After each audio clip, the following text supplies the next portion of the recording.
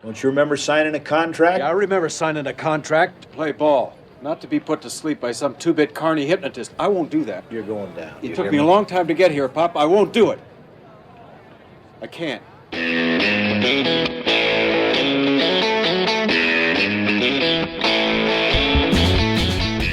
Hello and welcome once again to the Cine-Files, where each week we enter the world of a great film, we explore its themes, the history, the filmmaking, and the influence it has on us today. My name is Steve Morris, and I'm a filmmaker and directing instructor in Los Angeles, California. Hello, everyone. My name is John Rocha. I'm a writer, producer, and host, and voiceover artist down here in San Diego, California. And, you know, I'm really excited about this. We're still doing the same thing we've always done, which is deep dives into great films. But because of the way we've done episodes back to back lately, I feel like we've gotten new insight into things. And so, you know, we did Arnold Schwarzenegger's Total Recall, and then we did Pumping Iron. Then we did a whole month on Donald Sutherland.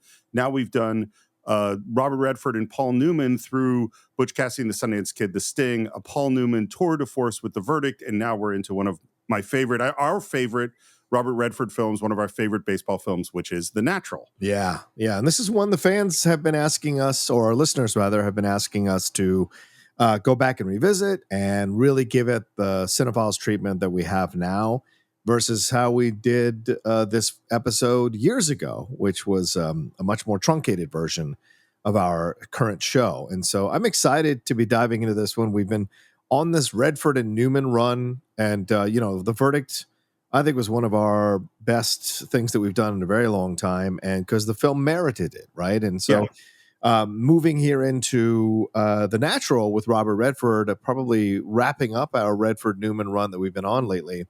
And the timing of this is perfect as we're now in the middle of playoff baseball, and a lot of people feel like Shohei Ohtani, who is playing for the LA Dodgers, was a former player for the Angels, is essentially this current generation's version of The Natural as a pitcher and hitter. And him and the Dodgers are taking on the Padres right now in a series that is very contentious and dramatic. And so the timing of this, I think, is just absolutely perfect as we walk back into this beautiful film from Barry Levinson. So as everyone who listens to the show knows, I am not the sports guy that you were. And while I was a baseball fan as a kid, I don't really follow it. But man, when I hear just in the news about another thing that Shohei Ohtani has done, I literally am going, well, that's not possible. Like it seems like he is a kind of baseball player. I don't know that we've ever seen a kind of baseball player quite like him. Hence The Natural. Yes, yeah. Exactly. It's a massive experience. And look, I know there's probably maybe a few people listening to us who are sports fans who love their teams and say, oh, it's all a bunch of hype for this kid. No, this guy is amazing. And of course, he had that controversy earlier in the year, which still makes him like connected to The Natural because of the betting situation and what we got going on here in this movie. That's interesting to experience as well. So there's a lot of connections to what's going on nowadays, or not right now. And of course, a New York Yankee team and a New York Met team both of those teams are in the playoffs right now. Wow. And those color schemes are all in the New York Knights composition of their baseball uniform with the pinstripes and the yellow and blue, light blue. So there's a lot here in the connective tissue of what's going on, but the timing of us walking back into the world of The Natural. And before we get in, we should say that the best way to support the Cine-Files is at patreon.com/the Cine-Files, where you can get ad-free versions of the show. You can listen to our Cine-Files shorts and, of course, join our advisory board, or you can support the show at Apple Podcasts, where it's just, if you're an Apple person, it's literally the easiest thing in the world. One click and you'll get those ad-free versions of the show as well as our Cine-Files shorts. Yeah. And if you want to support our show by patronizing the people who support our show themselves with all the ads that we got going on here, we'd love it if you used our code whenever you listen to those ads for the clients who support our show and put ads on our show. Please make sure you use our code there so that you can get the discounts that you get for being a listener to the Cine-Files and enjoy the products. And please let them know that you heard about it. And if you have positive things to say about the products, please let them know that the Cine-Files kind of steered you in that direction to enjoy their products. There you go. So, and as you mentioned before, this is another early Cine-Files episode that we are redoing. Our original version of The Natural aired in November of 2016, almost 8 years ago. It was episode number 22 of the Cine-Files, and it was an hour and 13 minutes long. That's crazy. That's like the first 5 minutes of the movie for us. I think we should keep an eye on that exact thing. When do we get to an hour and 13 minutes? How far into the film will we have gotten on this time? And frankly, I think you and I have both had a blast revisiting these earlier films that we've done. So far, we've done Raiders of the Lost Ark, Die Hard, Reservoir Dogs, It's a Wonderful Life, and Goodfellas are all films that we've redone from our early days, and it is a blast. And I know that you and I are itching to redo a whole bunch more because some of our favorite films of all time were in the first year of the Cine-Files. Certainly Amadeus is one that we keep circling and trying to find the right time to do that one because we know that one's going to be a long one as well. But I have had Amadeus loaded in my computer, ready to jump into the research because we've talked about it so much. I'm ready to go at a moment's notice. So I'm hoping maybe next year sometime we're going to finally get back to Amadeus. I agree. I hope so too. So, John, how did you first come to this film? Yeah, if it's not in our previous episode, I do believe this is one that I saw. I don't believe I saw this in the theaters. I think I saw this, like we rented it on VHS and watched it from the store. And I just became immediately transfixed and then found a cheap copy and then had it and would watch it over and over and over again growing up in my house. It just is Americana. And as the son of immigrants to this country, Americana appealed to me at a young age, for whatever reasons, because it doesn't always appeal to every, obviously, immigrant or son of immigrants who was born in this country. But there was just something about Americana that really kind of put its hooks in me at a young age. And the love of baseball as a Yankees fan, as a kid, all of it. And then Robert Redford, of course. So it was a combination of all these things at once. And I just was a massive fan of this film. And I don't think I saw it in the theater because I don't think my dad or my mom took me. So it makes sense that I would rent it to watch it and then, kind of fall in love with it and become a lifelong fan of this film. I'm not 100% sure. And it's funny, I didn't re-listen to our earlier episode, so maybe I was sure then. I feel like I might have seen it in the theater, but it seemed, my dad is a huge baseball fan. This totally seems like a movie we would have gone to see in the theater, but I can't remember for sure. What I do know is that this was in the rotation. I think I owned it on VHS. I know I owned it on Laserdisc. I owned it on a DVD. I owned the Blu-ray. Now I own the 4K version. I have watched this movie many, many times over the years. And to me, it's solidified this idea that we've talked about many times, which is I still feel the two best sports to make movies out of are boxing and baseball. Yeah. And this movie, more than any others, highlights why baseball is so incredibly filmic. Yeah.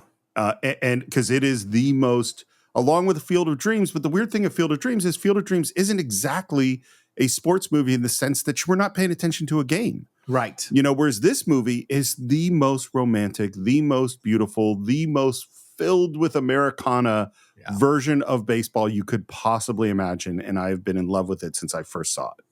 Yeah, there really is a magic to this movie. And, going back and watch it again, and it's been a while since I watched this movie, Steve. So to watch it now in 2024 in preparation for our conversation, I'm actually amazed at how much darker this film actually is than I initially remembered it being, right? Because the film itself gets lost in a bit of a nostalgic glow for me of a kid in the 1980s, watching this movie. And Robert Redford is this hero overcoming the odds to help Pop Fisher get his team back and overcome the evil Robert Prosy and Darren McGavin. But I just didn't realize how much this guy was a flawed hero. He is a flawed protagonist in many ways. And I think in my mind, I just kind of had looked past that or looked it over or forgave him for it. But when I watch the movie now with Cine-Files eyes and 2024 eyes, there's actually much more to explore with the decisions he makes in this film that are super questionable at critical moments. That is interesting. that I didn't anticipate feeling when I went back to watch the movie. You know. Well, that's what's so fascinating for me watching it this time, and in particular, watching it right after having done the verdict. Because I actually think there's all these crazy parallels with that film, which we'll get into in a moment. Yeah. But it's actually the interaction between the darkness and the light. We remember, the great explosion of light at the end of this film as he fulfills his destiny. Yeah. But you don't see all the things that you're pointing out. And I think a lot of this has to do with the novel that it's based on, which is from Bernard Malamud, who is a important, mid-century Jewish American novelist.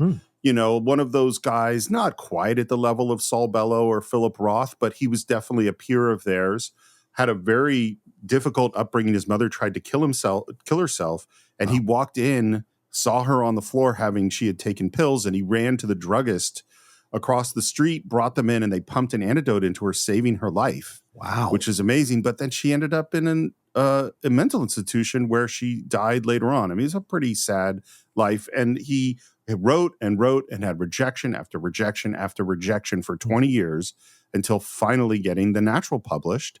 And that was his debut novel. And it was it wasn't a monster hit, but it was a big hit and a well-known book. And it's loosely based on this guy, Eddie Waddles, who is a first baseman for the Cubs. And he was a World War II hero, came back. He had played for the Cubs before World War II, came back after to play for them, had an incredible season, and then he was shot by a crazed, obsessed fan who shot him with a rifle in a hotel room, and he went into the hospital. This is in June 14th, 1949. Yeah. And this is after he was batting .306 that season. Wow. I mean, this is a guy having a great year. Didn't know if he would ever come back. Did come back to play baseball in the 1950 season, and they won the pennant. And he led them led the team in scoring that year. So it's now, is this based on his story? Not exactly, but I think this story was fresh in Malamud's mind when he wrote the book. And from what I understand, there's also a lot of Arthurian stuff. Absolutely. In the story, right, Steve? I mean, from doing just a little bit of research that I did before we did the show, I know you handle most of it, but like just kind of looking through some stuff here as I got curious about the stuff that I was watching in the film, I saw a lot of people comment that Redford is essentially Percival in the Holy Grail story, trying to bring back the land, bring back the Grail, and that Wonder Boy, the bat, is essentially the sword is essentially Excalibur, and so. Yeah. A lot of these things, and Pop Fisher is the Fisher King, and these connective tissues here that I had never even remotely considered seeing the movie through that prism.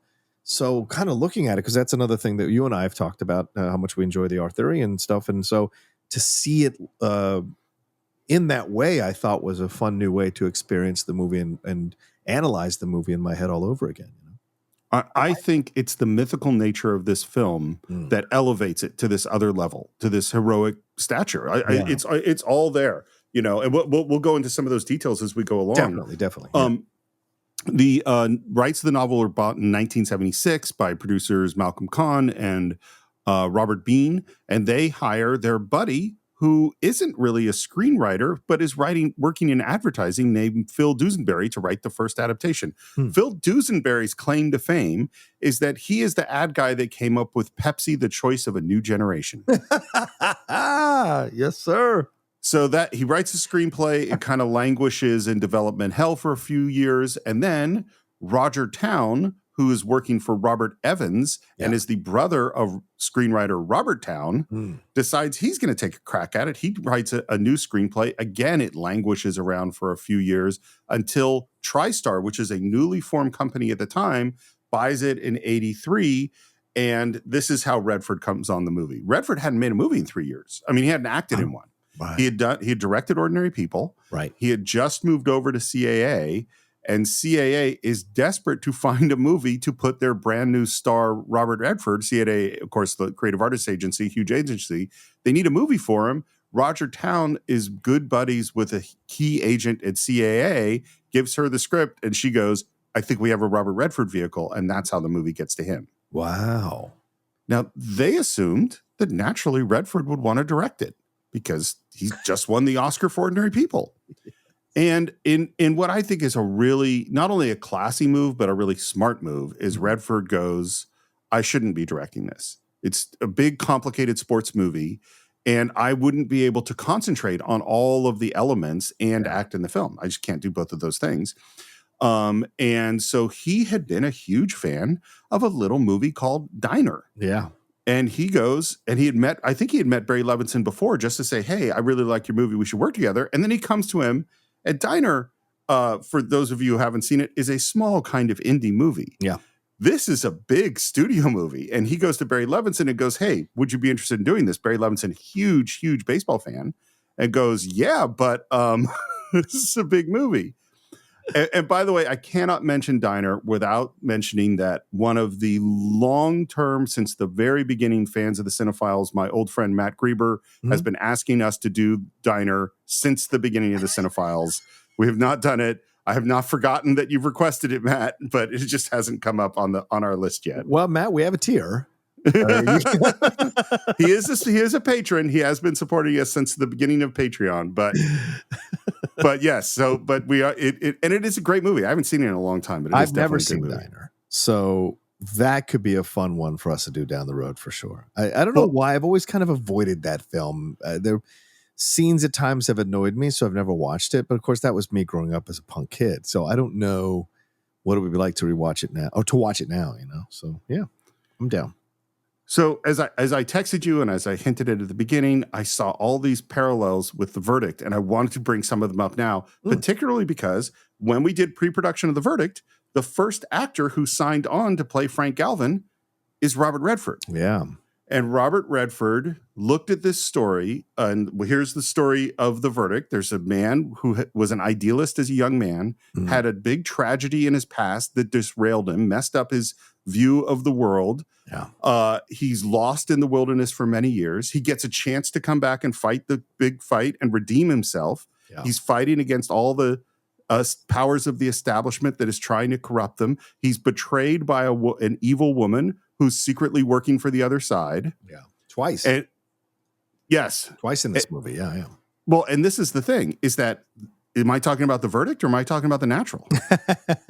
Right. Good Like point. Structurally, they have all these things in common. And when Redford is going to do The Verdict, he thinks, well, he's drinking a little bit too much. He's wheezing too much going up the stairs. He's trying to turn The Verdict into a more hopeful, positive movie without all of the gray areas that it ends up having. And we go, it's good that Redford didn't do that movie so we could have Newman and Lumet with the David Mamet script do the movie. Well, if you look at the Malamud book, and spoiler alert, in the book, he throws the game. Yeah. Like it is a much darker character who is much more cynical and has way more gray areas and complexities. And Redford does exactly to The Natural what he did to The Verdict, or what he wanted to do with The Verdict, which is purify the character and give it a more positive way of looking at the world. Yeah. Which Which I think works. And look, and Redford is the perfect kind of Americana looking guy to do that, And that's also what separates Redford from Newman. And look, Redford's like Paul McCartney to Newman's John Lennon, if I can make that even remotely kind of comparative analogy there, because Newman loves to go to the darker stuff, loves to explore that. So it doesn't mean that Redford doesn't have it every once in a Brubaker, The Candidate. Certainly there's one. I wouldn't throw all the presidents. That's more Dustin going to the darker stuff. So there is occasional moments when he goes that way, but that's not his natural proclivity. Whereas Newman is drawn to these challenging, darker characters that explore the uglier sides of humanity and manhood.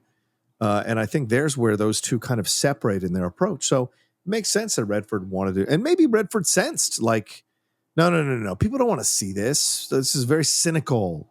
People want to feel inspired. Remember, we're coming out of still just a few years out of Vietnam in the early 80s. There's this, there's this desire to fall back in love with America again. So maybe his instincts creatively led him to want to change a lot of the elements from the book to make it much more inspirational by the end. I mean, I think, The Verdict comes out in 82. Yeah. But for me, The Verdict is a 70s movie. Yeah, 100%. 100% agreed. Yeah. And The Natural is an 80s movie. Yeah. Comes out a year later. but it isn't fully, or 2 years later, is fully an 80s movie. Yeah. I mean, this is Ronald Reagan, Morning in America, going back to the nostalgia of, I mean, that's what The Natural is, you know?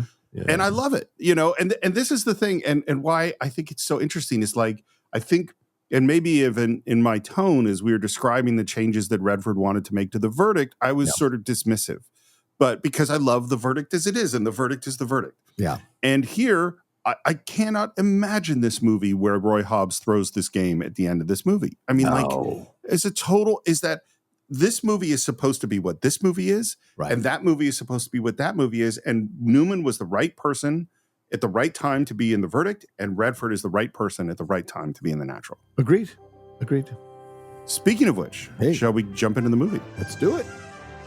So we see that TriStar logo come up. I believe that this is actually the first TriStar movie to come out. Second. Okay. Where the Boys Are was the first one, but The Natural was lined up to be the first TriStar movie, but apparently TriStar felt that the baseball movies don't do well. So they changed at the last minute to put the other one out. I think that the words "this kind of movie doesn't do well" should always be stricken, because sometimes people do the movie that always does well, like let's say a superhero movie, and it doesn't do well at all. And sometimes someone does a movie like a baseball movie and it does great. Yeah. You know, so like I always have a lot of distrust when I hear those phrases. Yeah. I always forget that we start with this shot of Roy Hobbs, older Roy Hobbs, sitting alone at the train station, looking old and tired in that great costuming. There's no music. It's very quiet. We hear the train coming. He grabs his bag. The train pulls up, obscuring him. And then we just have that shot of him on the train thinking as the light through the window comes across his face. Yeah, it's a very Western's beginning. Yeah. Right? Like he's kind of the lone gunfighter who is maybe heading to one more gunfight. And no one's there with him to see him off. Just has one simple bag. Gets in the train. The train's not even that full. It's just him in that area.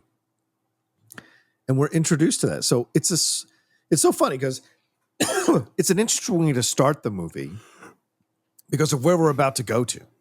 So the fact that we start this way and go backwards right after these opening few scenes to give us more background on who this guy is such a smart way to keep us in both worlds at the same time. Exactly. And it's just a great editing and great filmmaking by Barry Levinson there. Yeah, because linearly, we just start with him as a kid. That makes perfect sense. Yeah. But by starting here, it says, no, this is what the movie is about. It's about this middle-aged guy who's sad and who has a weight of years on him. Yeah. And get that in your head before you go back to this idyllic, I mean, it's dawn on this beautiful hillside, and the score rises, and I cannot say enough. There's no way I will ever be able to say enough about how important and how special and how magical this score is in this film. Yeah, the score by Randy Newman, who has a cameo in the movie. And this is Randy before Toy Story, people. This is Randy knowing how to compose music. I think two of the most shocking transitions to movie scores that were successful is Danny Elfman. Yeah, I knew you were going to say that. Yeah, totally. And Randy Newman just would not. I mean, you can throw Mark Mothersbaugh a little bit in there because who saw Devo making movie scores? But I think those two are really the most shocking.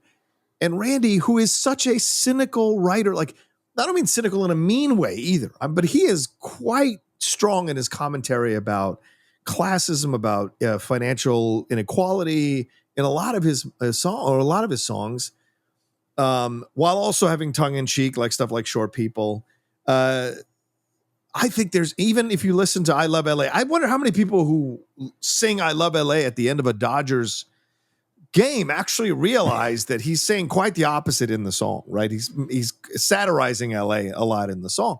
But this is who Randy Newman is. So the fact that he would come up with a score like this, that is so gorgeous and beautiful and lush and touching and inspirational and moving, in such an old yet current way when you watch the 1980s, is just flat out shocking, man. Flat out shocking. I don't think people who didn't grow up when we grew up could understand like who Randy Newman was to the world in the 70s. Like I'd seen it on like Saturday Night Live, and he did these songs that were always, wait, is he being serious? Yeah. Wait, right. is this for real? Like there was always this layer of sarcasm and satire and, you know, tongue in cheek, but also biting, and he has a mean sense of humor, and it's just always kind of messing with you. And so, you know, and Barry Levinson had become friends with him, I guess, and asked him to do the score, and goes to the studio, and they go, who are you thinking about as a composer? And he says, I'm thinking about Randy Newman. Yeah. And they're just staring at like, what the hell are you talking about? Yeah. Like, are you going to make a sarcastic movie in some way? I thought we were being sincere.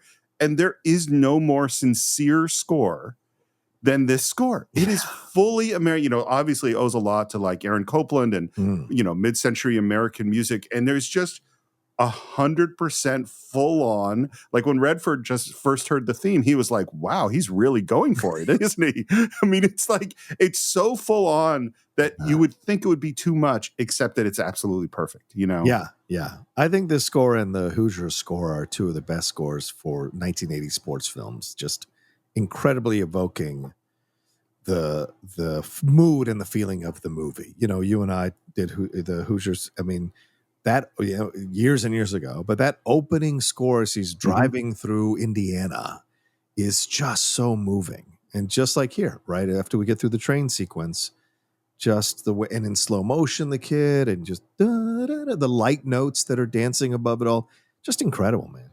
And we see young Roy Hobbs running through the field. He makes the catch as he falls into the weeds and then stands up, holding the ball up in the perfect moment. And there's Dad, and he laughs. And then we have the first moment of Dad drawing that circle in chalk on the wall of the barn. And he says, "This is your spot, Roy. Pay attention to it. Pitch it in there." And I love, it's not just that Roy hits the spot right in the center of that circle, and it's not just that he breaks the wood because his fastball is so powerful. It's the chicken. Yeah. The chicken in the barn is what sells it. And then we hear, you know, opening lines of films are so important. And he says, "You got a gift, Roy, but it's not enough. You got to develop yourself. Rely too much on your own gift and you'll fail." This is the beginning of the height of sports obsession in the 1980s, right? This idea of sports dads, this idea of talent not being enough. You've got to work that talent. You've got to train that talent. You've got to hone that talent, right? Rocky montages. What is he doing? He's training that talent. He's honing that talent. Why does he win? Because the other guys rely too much on their talent, or got hubris, or don't train enough, or get caught up in other things. No, stay focused, do what you need to do, be in the right place. And by the way, this is one of the best sports dads ever. He is so relaxed with his son, confident with his son. He's not berating his son. He's not pushing his son. He's very caring with his son, while also making clear that he's understanding the lessons he's trying to teach him. Yeah. I think this line of you rely too much on your gift and you'll fail. For me, it was always like, yeah, of course, you got to work hard. You have to have discipline. You have to practice. It's grit, determination, all those things. Yeah. Watching it this time, I went, oh, I think this can be interpreted, or we're talking about something else too, which is the spiritual aspect, the ethical aspect, the sense of, because in a lot of ways, this movie is about Roy's character. Yeah. When his character is in the right place, he succeeds. Yes. When his character is in the wrong place, when he is impure, he fails.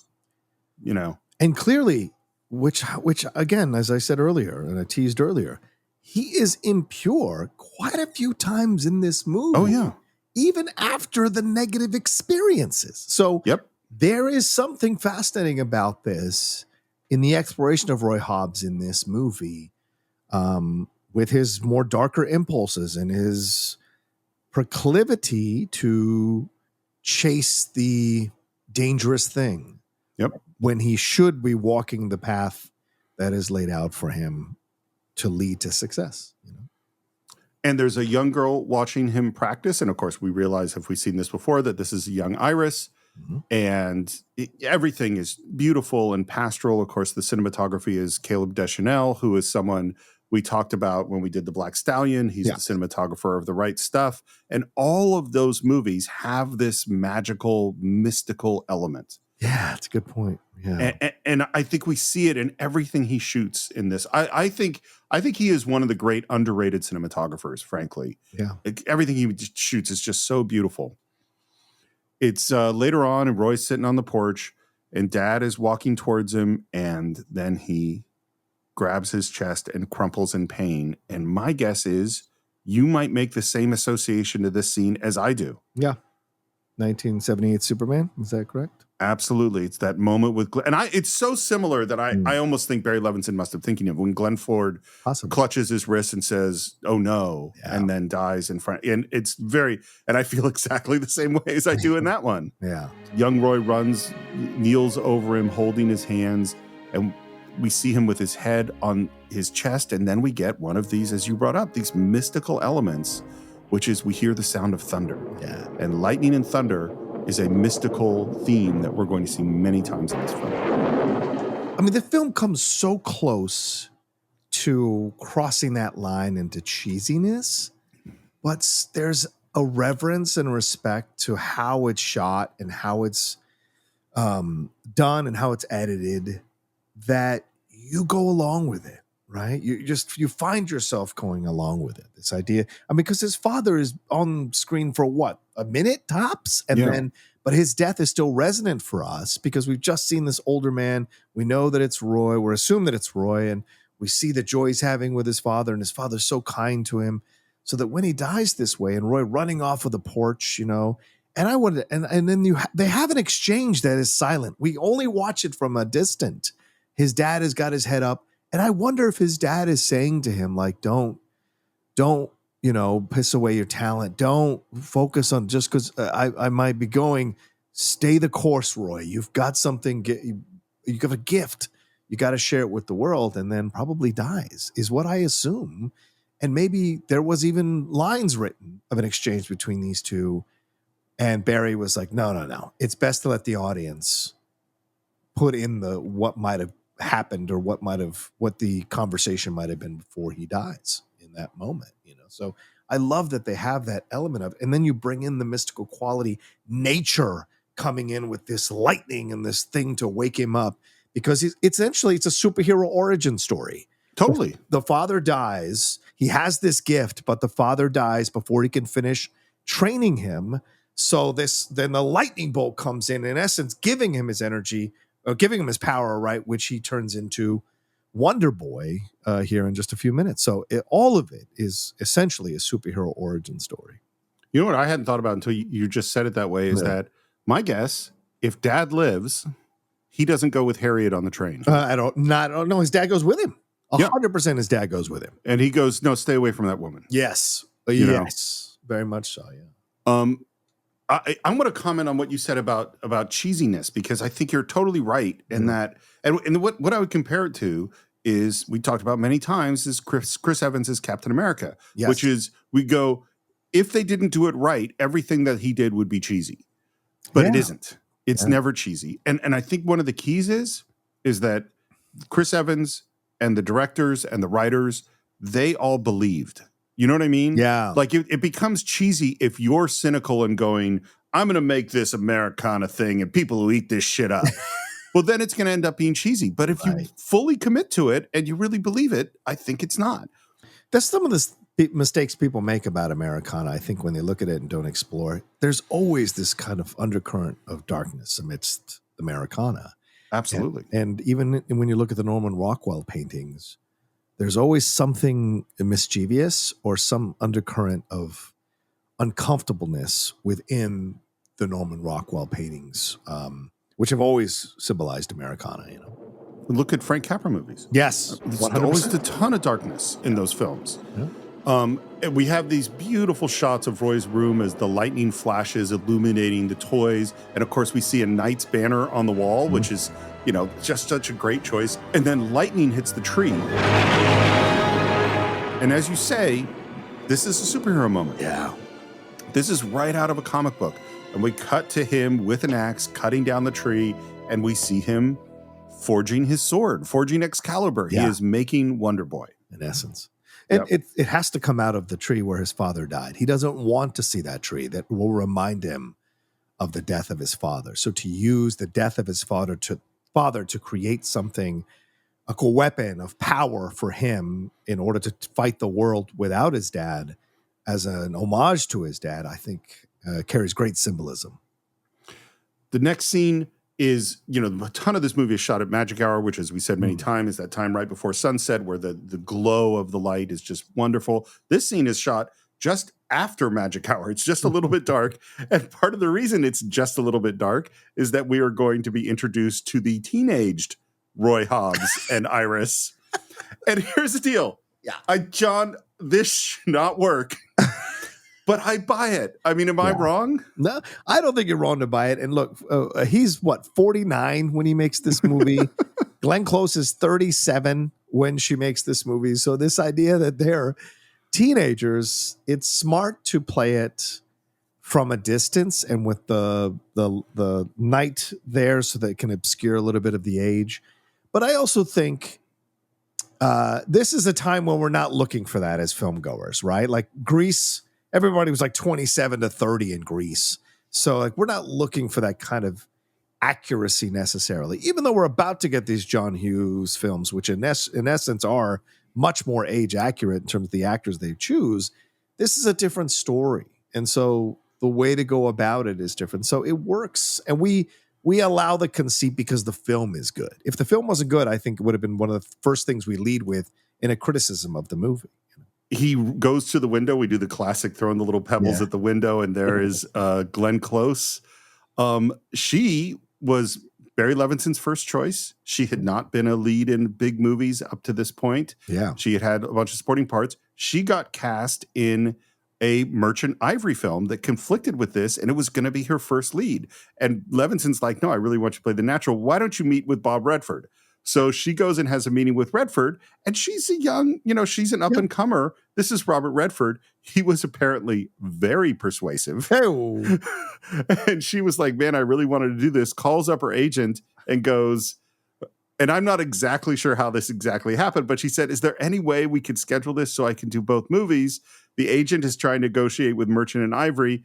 Merchant and Ivory fire her off of that film, and that is how she ends up in The Natural. I don't know if the getting fired is because of trying to reschedule things, or I don't know. Yeah. And I don't even know. Glenn Close says I was fired. I don't really know if that's the case. I don't know what happened at all. I don't even know what film it was, but that is the story that I have. Yeah, but Glenn Close went on to have a very successful career, right? With 3 Primetime Emmys, 3 Tony Awards, 3 Golden Globe Awards. She was nominated for 8 Academy Awards.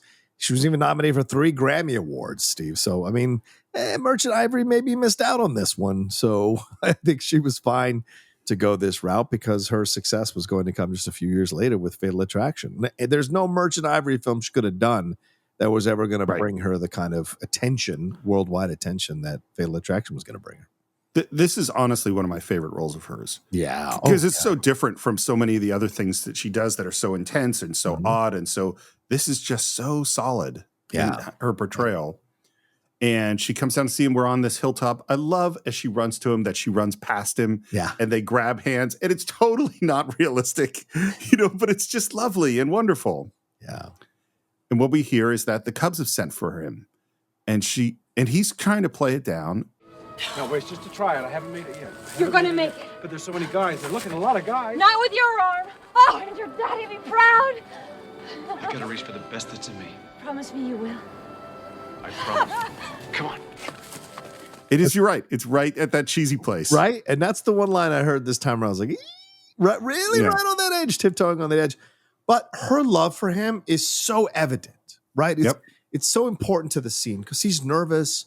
He's supposedly young, and he's finally the dream is going to maybe happen of going to play in the majors, and she's just like, it's going to happen. They don't have anyone like you. Like she's just so excited for him because she loves him and she knows what it means. And bringing up his father before he does, I mean, there's just a genuine care and affection for Roy Hobbs from Iris's side. Because God knows how many years they lived by each other, near each other, and clearly in love with each other, and it's beautiful. There's this amazing wisdom in the character of Iris, even young Iris. Iris knows what's right. Iris knows what she should do. She knows who Roy is up to a certain point, and we end up in this like barn. Again, the lighting is just magical in the way it's streaming in and the way it's obscuring to some degree that these are middle-aged people. Yeah. And the way this is all staged is so great. So when do you have to go? Tomorrow? Oh, God. I've never been on a train before. It just shows what a small town kid this is. Yeah, how wide-eyed he is. I love you so much. I want you to marry me. I do. It's all very romantic. Yeah. And then the way they stage this is so perfect because they kiss and she holds him and then she backs slowly out of frame and says, "It's all right." And he follows her into the darkness. Yeah, because he hesitates. Yep. And she says, "It's all right. Like, I'll lead you." And and she gives herself to him. It's so perfect because we understand so much about them. We understand that they were both virgins up until this point. Yep. We understand that they are in their minds at this moment fully committed to each other. Yeah. And she has decided that in this moment, this is the right time to make love to him because that is the perfection of their relationship at this time. Right. And he just told her he loves her and he wants to marry her. So it's like, oh, let's go. This is great. And she's so happy for him that she wants to. Yeah. And then we go to the train. And just as thunder and lightning are symbolic in this film, trains are symbolic. Yeah. And what's interesting, we opened with him waiting for a train, and it was shot with the train coming to obscure him, the way it was framed. This is the opposite, which is that we are now behind Harriet, Barbara Hershey, as the train is coming from the other direction. So they staged exactly the same moment, but they staged it in the opposite way from our hero and from this person who will be the villain, And we see Roy sitting on the train, and through the smoke and through the dirty window, he sees this woman dressed in black outside the train. This is Barbara Hershey. And of course, for those of you, I don't know what I need to tell you about Barbara Hershey, but she's a phenomenal actress. We just saw her as Mary Magdalene and spoke about it in Last Temptation of Christ, Steve, which she was nominated for Best Supporting Actress for the Golden Globe. And then later got nominated again for Portrait of a Lady in 1996, much later in her life, for an Academy Award there. You've seen her in Hannah and Her Sisters, which we spoke about as well. And Beaches, which is one of our favorites. One of the most recent ones, Black Swan. Darren Aronofsky's directed Black Swan with Mila Kunis and Natalie Portman in that as well. So an incredible actress, but certainly a mercurial actress in many ways, both on and off screen. So what perfect casting for this character here, Harriet Bird, in this movie. And it's such a contrast to Glenn Close, who is this, blonde, white farm girl who seems wholesome and very, as you said, wise beyond her years, even as a young teenager, as we're supposed to believe she is in those scenes. And here comes Harriet Bird, a much more composed, quieter. She's wearing much more darker colors. And so there's this, and her eyes do a lot of speaking as they move around. And so we bring that like undercurrent of menace with her for sure. You know what's funny? One of the things that came up when we were talking about Star Wars versus Star Trek is that Star Wars has elements of being a fantasy. And one of the keys of being fantasy is that there is very clear the light and the dark side. Yeah. The dark side, the dude's dressed in black, and the light side were dressed in white. And, just like in The Lord of the Rings, in fantasy, there's generally like, this is evil, and this is the temptation of the dark, and the purity of our hero is important. This movie is fantasy. Yeah. There is the dark side, the woman dressed in black, and there's the woman dressed in white, and Roy is pulled between the two of them and must stay on the side of purity, On board the train, we see the whammer and reporter Max Mercy. This is, of course, Joe Don Baker and Robert Duvall. Yeah, Joe. I don't think I have to give a bio for Robert Duvall, but with Joe Don Baker, this is one of my favorite character actors, Steve, from the 70s and 80s. I recently went and watched a lot of the Magnificent Seven installments, and that's one of the films where he first kind of made a name as Guns of the Magnificent Seven, then Wild Rovers, but really it was Walking Tall, that 1973 film. For those who haven't seen it, I don't mean the Rock movie, I mean the original one that the Rock remade. You've got to see Walking Tall. That is a brutal 1970s film about police corruption in a small town in Tennessee and what he deals with. And don't be surprised when you watch that movie, if any of you take a chance to watch it, that it feels very similar to what we're going through in 2024. He also, if you guys remember him as the police chief in Fletch and in Cape Fear, which is a film that we're going to have to do at some point. And then the James Bond films, right? He was both villain and ally in the 3 James Bond films here, Living Daylights with Timothy Dalton, and then GoldenEye and Tomorrow Never Dies with Pierce Brosnan. So to me, a damn good actor. He retired a few years ago for his own reasons, but an interesting presence and a great voice. And he is and this is, in my opinion, the best on-camera version of Babe Ruth we've ever seen, including Babe Ruth, who played himself in his own biography, which is a terrible movie you can watch. But I think he's better than John Goodman. He's better than William Bendix, who played Babe Ruth in one of the films. I just think he's got that energy. And calling him the Whammer, for everybody who's a baseball fan in 1984, you know exactly who they're referencing in this story. And again, a fantastical element. He doesn't have a name. He's just called the Whammer. But we know it's Babe Ruth. Yeah, there were a bunch of people in some of the behind the scenes things. I think Bob Costas said this, and a bunch of other people who said exactly what you did. This is actually the best on screen performance of someone Babe Ruth-ish that they have ever seen. Yeah. Duvall was just coming off of Tender Mercies, where he had won the Oscar. Oh, wow. And so took a little bit of convincing to get him to do a supporting part. But one of the great things about Robert Duvall is he's never been afraid of doing, if it's a cool part, he'll take it. You know. Yeah, and this is a cool part. And then we get a plant that you certainly might not pick up on the first time you watch the movie, but the second time you do, which is they're reading the newspaper and we hear that there was an Olympic athlete and a football star who were both killed by someone with a silver bullet. Yeah. I was like, silver bullet? That's crazy.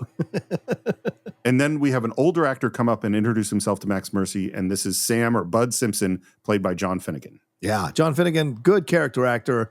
You might have heard him in American Tail as one of the voices in American Tail. He is Judge Haggerty in JFK, Steve. So we recently did a film of his there. So a really good character actor, popped up in some fantastic stuff, like certainly through the 70s in Columbo. He was in Mars Attacks with also Glenn Close, who was in Mars Attacks.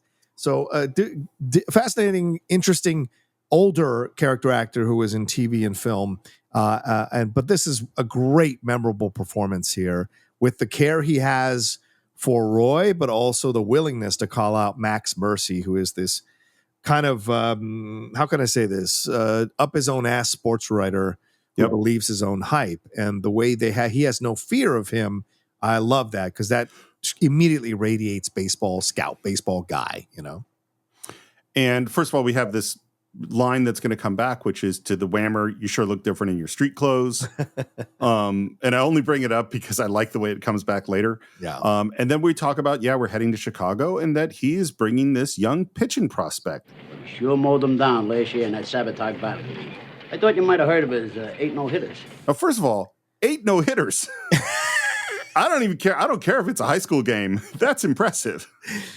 Later on in our conversation of The Natural, I'm going to bring up the stats of Roy Hobbs in Major League Baseball.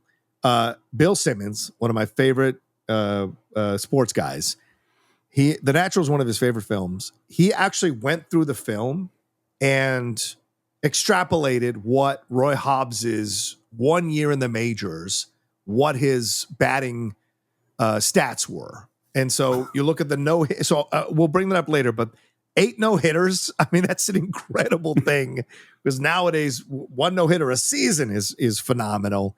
8 in one season, no matter what league you're in, is fantastic. You know? And now there's Roy Hobbs. And it's funny, when we first saw adult Robert Redford, it was in this very dark environment. It's no longer a very dark environment. For some reason, I'm still buying this, and I really shouldn't, because clearly this is not a high school kid. You know, but I'm still buying it. And he gets introduced to the whammer, and he repeats the same thing. You sure look different in your street clothes. And this is the reason I brought it up, because I like the response, which is, First Pete and now repeat, huh? I just think that's a funny line. Yeah, really good. And they're just totally dismissive of them. It's, makes jokes about, Kid, keep up those no-hitters or they'll be looking for you back at Soda Pop Valley. Sabotage. Whatever. and then the dismissiveness to Bud Simpson. Yeah. Hang on to the water wagon, old-timer. Because they make lots of jokes about him being a drunk, which in the book, it's very clear he is a serious, serious drunk. Oh, so that makes sense when they call him Rummy or Rum Pop. Yeah. A number of times. Yeah, I mean, there's constant talk about his red nose and his breath and his, all of this stuff. Like, he is a serious drinker. Interesting. But Roy Hobbs does not like hearing them insult this guy. Oh, yeah. And he's ready to step up. Hey, mister. See, and these are important character elements, aren't they, Steve? Like in this moment, Babe Ruth is being played as a bit of a prick, which if you go and read the stuff on Babe, he was kind of a prick sometimes, certainly arrogant, certainly condescending, certainly believed in his abilities. And of course, why not? Everyone is telling you how great you are from a young age and you achieve all the greatness, it will inflate your ego. And especially at this time where this is set, 1923, I think, because the season that we get to is 16 years later, so 1939. Is when that season is happening. So it's around the 1920s, mid 1920s. So this is, Babe Ruth in his, and so he would have this kind of approach. But I think it's funny to hear condescending comments about them from a small town when he's got a Southern accent. I think there's something funny about that. In that, I'm above it and above you now because I've achieved this greatness. But I'm going to make fun of you from coming from a small town, and so. It's a fascinating back and forth. Plus, I think the dialogue, the terms they use in the dialogue, Steve, is so accurate for that time that it's a joy to watch these exchanges between these four dudes, Well, and I think you get, it's so interesting. I love Robert Duvall as Max Mercy in this movie. And that there's this symbiosis with him and the whammer of, on the one hand, you could say that Max Mercy is a hanger-on because the whammer is the real star because he is a sports legend. Right. But in Max Mercy's mind, he's part of who made the whammer. Yes. You know what I mean? Right. So he thinks that he puts himself, while the whammer might be putting himself as superior to Max, Max internally feels superior to the whammer, and both of them together feel superior to everybody else on the fucking train. Right, exactly. And the thing is, this is what happens sometimes with sports writers. They get connected to one athlete. That athlete is integral to their superstardom, and it becomes a very, how can I say this? The lines get really blurry between your objectiveness and your what you get out of supporting this athlete, what it leads you to, and keeps your fame going. So it's fascinating. And then there's the counter. And I would bring up Skip Bayless, who hates LeBron James and constantly criticizes LeBron James. So there are the sports writers who glom onto one player and consistently just kiss that player's ass. And then there are the reverses there as well as sports writers because both get something out of doing that. And they go back to their card game and he asks, "Well, it beat Slugger." And the whammer has noticed Barbara Hershey, Harriet Bird.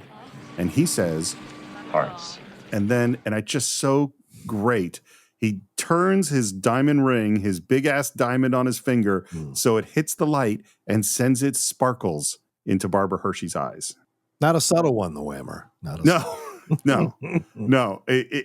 Well, and this is not his first train trip, and this is not the first woman that he sparkled his diamonds at. 100%. Yeah. The train stops and we're at this fair and there's a whole bunch of rides and there's families around and there's kids and there is the whammer at some kind of a home run derby knocking shot after shot into the home run banner. Can you imagine athletes today doing that? It would never happen. But that's how it was back then with baseball. They would stop at these small towns and do these little things to kind of promote the game. Because remember what he says, if you want to see it, go get a tickets at the Chicago, blah, blah, blah. So they had to promote the game as well. Well, and back in the day, and we heard them talk about this in Field of Dreams, a lot of these players, I mean, the whammer makes good money, but a lot of these players weren't making a lot of money. A lot of them had, jobs during the winter they had to work in order to pay for their lives. It wasn't until free agency, I think Curt Flood, it wasn't until free agency that all of a sudden they could make money that actually could play baseball I mean, Ted Williams and Mickey Mantle, I think, sold insurance in the summer to just be able to pay bills. Yeah. And Harriet is watching the whammer hit these balls with Max and says, Is it the best? Best there ever was. Best there is now, and best there ever will be. And Steve, I don't know if these lines mean anything to you, but if you were a fan of professional wrestling in the 1980s, there is one of the greatest wrestlers ever, Bret the Hitman Hart. And apparently, from what I read, he took his catchphrase from those 3 lines you just said. He tweaked it a little bit, and so his phrase has always been the best there is, the best there was, and the best there ever will be. He said that and grabbed that, and that became his most famous promo catchphrase, kind of like the Hulkamaniacs for Hulk Hogan and what you're gonna do, when the Hulkamania runs wild on you, or can you smell what the Rock is cooking? That was his thing. So I never thought we'd get an intersection of professional wrestling and the natural, but here we are. That's awesome. What's so funny about this line in this moment is what Max just did was sign the Whammer's death notice.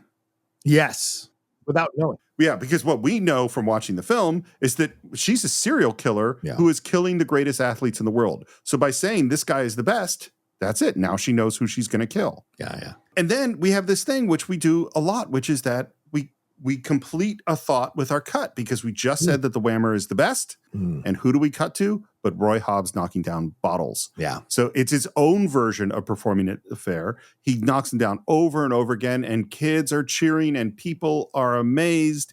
And then up walks the whammer, arm in arm with Harriet.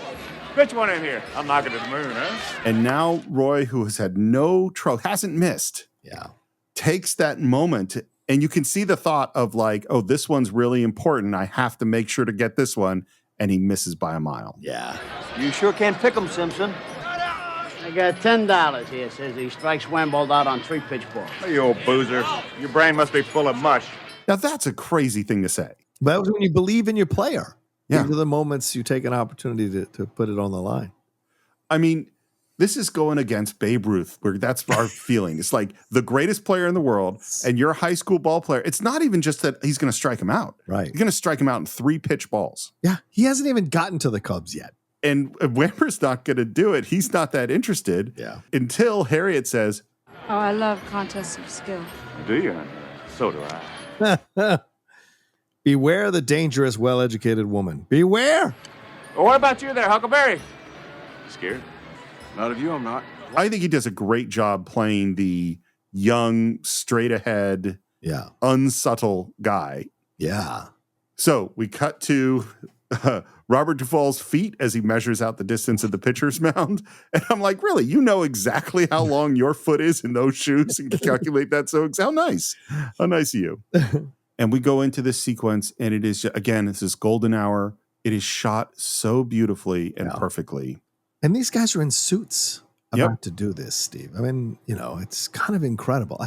I just watched a YouTube video the other night where a black gentleman in a suit ran the entire obstacle course of American Ninja Warrior in a suit. I was just shocked. And so seeing these guys now line up to essentially have a contest of wills and talent and abilities, both of them in suits, it's fascinating. Well, and I think for the whammer at this point, there's no way I don't even have to take off my jacket. There's part of being in the suit is he's showing no respect. Yes, true. And Roy goes into his first windup, and it's beautifully shot. And I also want to talk about the editing, because on this first pitch, the ball ends up in the glove so fast that we don't even see it. Is how fast it is. And here's a basic rule of editing, which I don't think we've ever talked about on the show. Okay. Which is that part of your job as an editor is to maintain the reality of physics in the human world.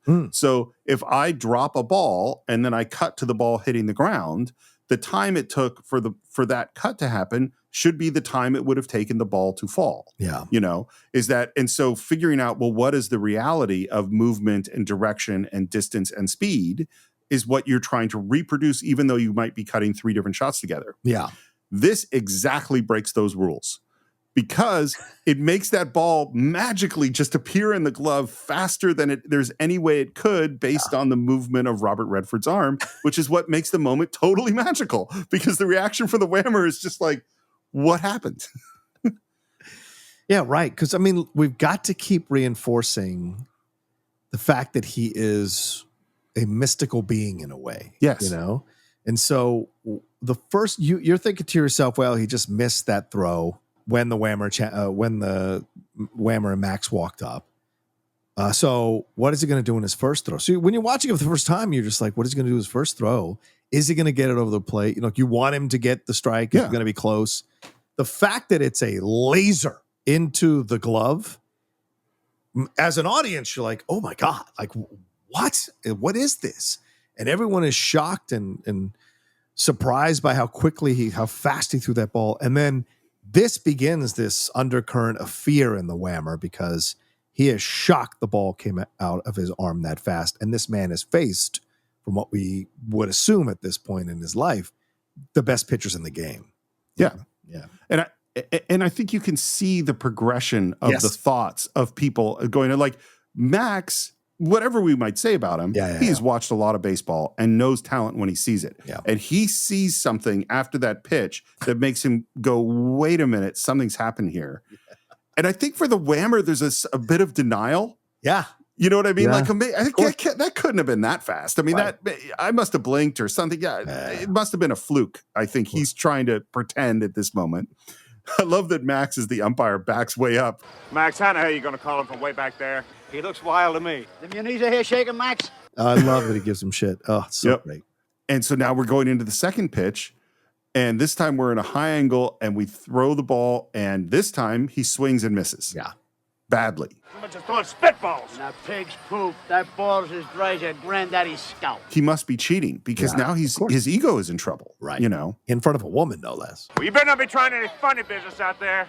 Rump hot. And again, Roy does not like him insulting Sam. Hey, watch your mouth, mister. And it's so the small town you know what I mean? Way that he's standing up for Sam. I think it's so important. Steve, you know, we've watched enough movies. We know character development sometimes doesn't have to be obvious. It's just little moments. Yeah. And the moment on the train where he wants to go at the whammer and Simpson pulls him away, Bud pulls him away. And then this moment, of you, or the moment in front of the milk bottles, I guess is what those are. And he says, of you, I'm not. Of you, I'm not. Afraid of you. No, I'm not. And then here, when Bud's trying to pull him back to the mound, he steps forward and says, watch your mouth, mister. So what you're seeing is this guy is both wide-eyed, yet made of steel in his spine about the people he cares about. And so you have that element of him that I think is so important in character development of who this guy is going to be. Because later, when we get that great scene with him and Pop Fisher, is going to send him down, we know that there is a resolve in this guy since he was a teenager. And that's great to see early on in the movie. So we know it feels character correct when it happens later on. I think all that is 100% true. And I want to add one other layer to it, which you kind of hinted at, I think, which is it's combined with that naivete. Right. Yes. Right. Because what Sam Simpson knows is that these little jokes about him being a drunk, that is the smallest, least thing. That happens all the time. Right. Sam's like, the world is so much crueler and harder than you think it is. You can't just go and step up to the whammer and want to fight him over these little insults. You're going to get destroyed out in the real world where actually really big things are going to happen, you know? Great point, Steve. I need to learn that lesson a little stronger. I still need to learn that lesson all the time. So we're in the final pitch. The sun is now low. This is ultimate golden hour moment. And what's interesting is that you've talked about this a bunch in various movies we talked about how slow motion is used. Yeah. And in general, there's some rules to slow motion, and it can be jarring if you go into slow motion and out of slow motion and into slow motion and out of slow motion. Yes. That's generally a thing that doesn't work. Yeah. That's exactly what they do here, is that Roy is in slow motion. Yeah. Everybody else is in regular speed or close to regular speed. Mm-hmm. And we go back because Roy is mystical. Yeah. And so we go back to the whammer and they're in regular speed and we see him now taking it seriously, takes his jacket off, spits on his hands. This is really serious now. We're ready to go. The sun is directly behind Roy, who's going into his pitch. The whammer, again, Babe Ruth does the point with the bat, Yeah. you know. It's from the Chicago Cubs series. Yeah. the music is building, the whammer's ready, people are watching, he throws. I love the shot of this pitch. It just looks so cool. The whammer swings and misses, and that ball hits the glove. And the music, the downbeat hits on the impact of that ball hitting the glove. It's just an incredible film moment.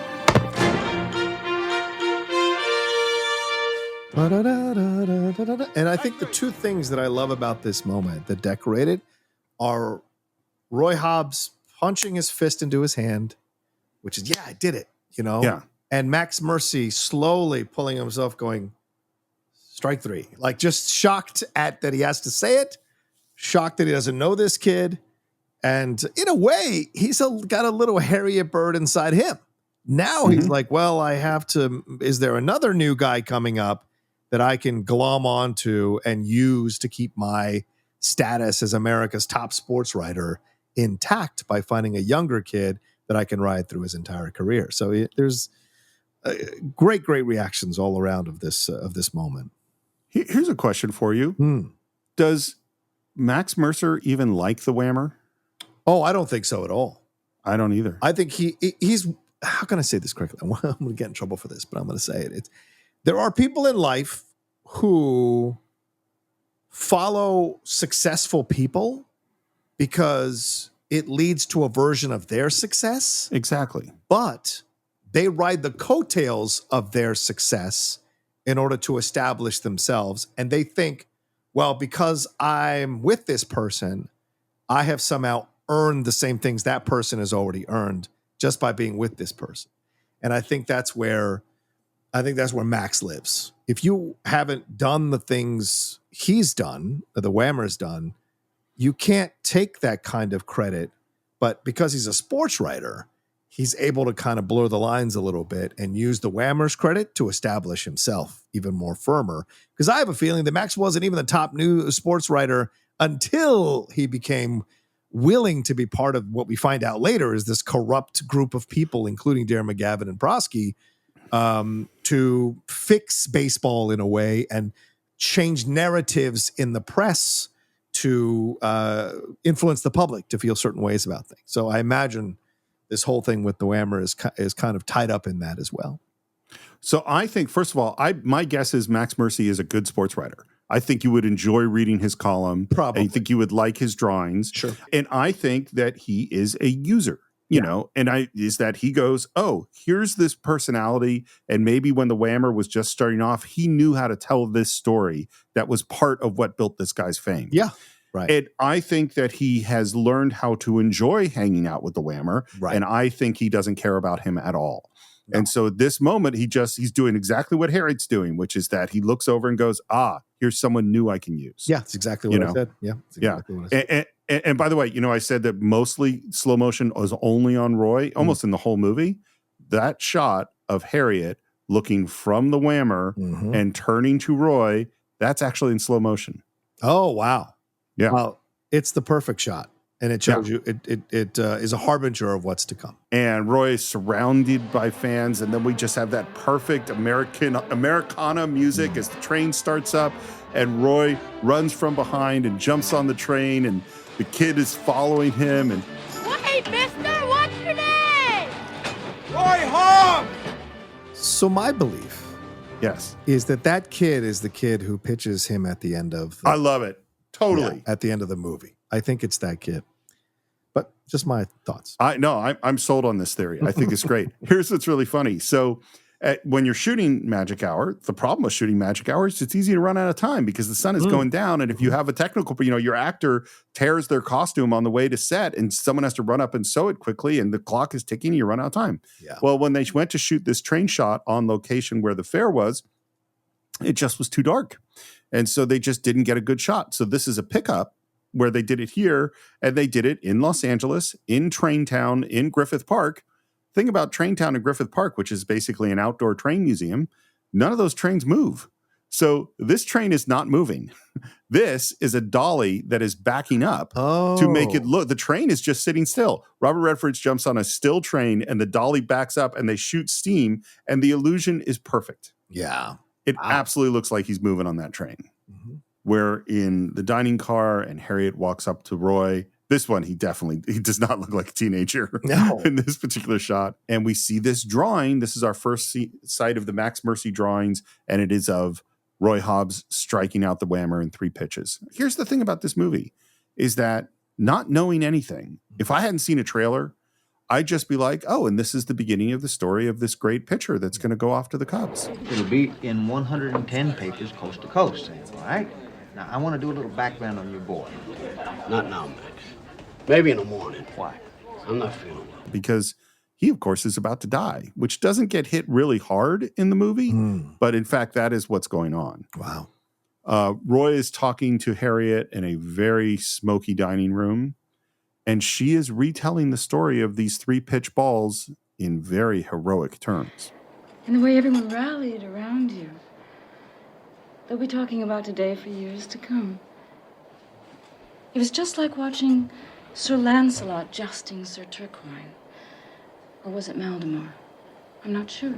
So this is that, just what you're saying, this is that Arthurian knight in shining armor framing of this event. Right. And this is clearly an unstable person who is, living in some sort of fantasy land in this situation. And I love that he has no idea what the hell she's talking about.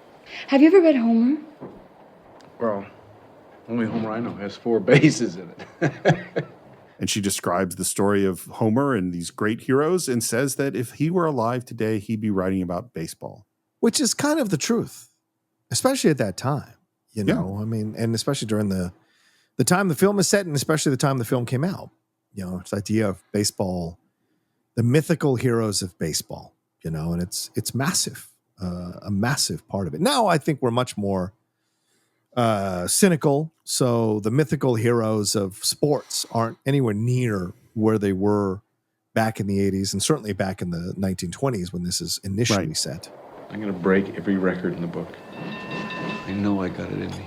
What's interesting to me about that line is that in most movies about a naive young kid who's in some way going to have a comeuppance, everyone says that. Every single athlete in the world at some point says, I don't know that everyone says it, but you hear this all the time. I know I have it in me. I know I'm not going to quit. I know I'm going to win. Sure. Because that's the mental attitude you have to be a great athlete. To be great at anything. Yeah. And but reality is that's not true for most people. There isn't, most people don't walk around with magical superpowers that may allow them to actually be the best ever was that played the game. Yeah. Because everyone has a come to Jesus moment or a wake up moment where they realize they're not, In this movie, that is in fact true. Mm-hmm. Roy Hobbs, if nothing had happened to him, would have been the greatest player ever in the history of baseball, bar none. When I walk down the street, people look at me and say, there goes Roy Hobbs. The best there ever was. So? Well, what else is there? I think it's an amazing moment because this is part of what Roy is going to have to learn is that actually isn't the most important thing in life. Yeah. And that line he says is based on Ted Williams. Ted Williams said that in an interview, and Ted, of course, one of the greatest players ever. And Robert Redford fashioned his swing around Ted to look like Ted Williams' swing. So there's a lot of Ted Williams influence in Roy Hobbs in this movie. And I don't know how you are feeling, but it's at this moment that there's a dread. Yeah. 100%. Because you could see how we just had the scene with Iris. It was minutes ago. Yeah. Where they professed their true love for each other. And now he is 100% attracted to this mysterious woman. Yeah. And she asks, and this is the moment of the night's sin. Do you have a girl? And he doesn't answer. Yep. And her hand goes on top of his wrist. And as she touches him, the lights in the train flicker as we go through a tunnel, as if she's casting a spell, as if a curse. And I don't know that Roy ever learns this lesson, because later at the drugstore / cafe, diner, whatever you want to say, Iris asks him in 1939, do you have a girl? And he doesn't answer then either.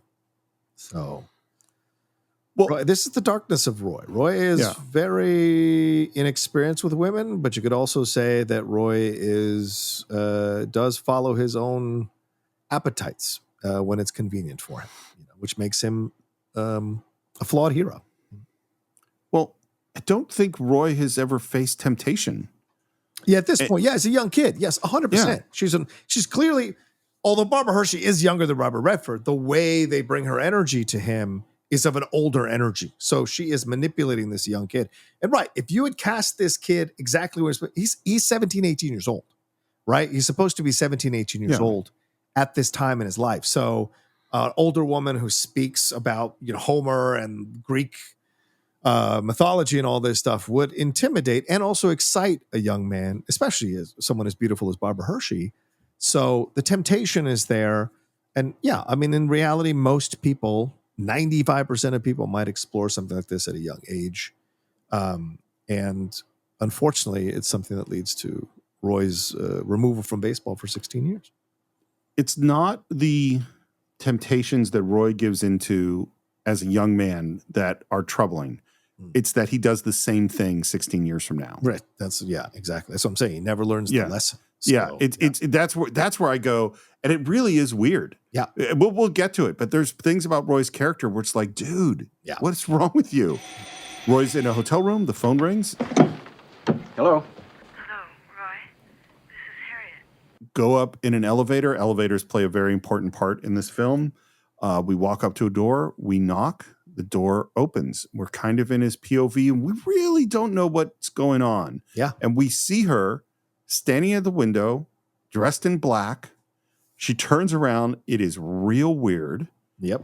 And dude, when I walk into a strange hotel room and there's a woman and she lowers her veil, she talks to me. Get the fuck out. Yeah. Roy, will you be the best there ever was in the game? That's right. And just as that first pitch went into that glove faster than we could see it, that gun comes up so fast. Yeah, and the sound design here with the gunshot is so loud and so powerful that it shocks you as an audience. I will always remember watching this moment for the first time and probably just yelling like, "Oh no!" Just kind of shocked that happened because it is so not what you're expecting. And it's the second time we see slow motion as he crumples to the floor. And 1 second, Harriet Bird is there.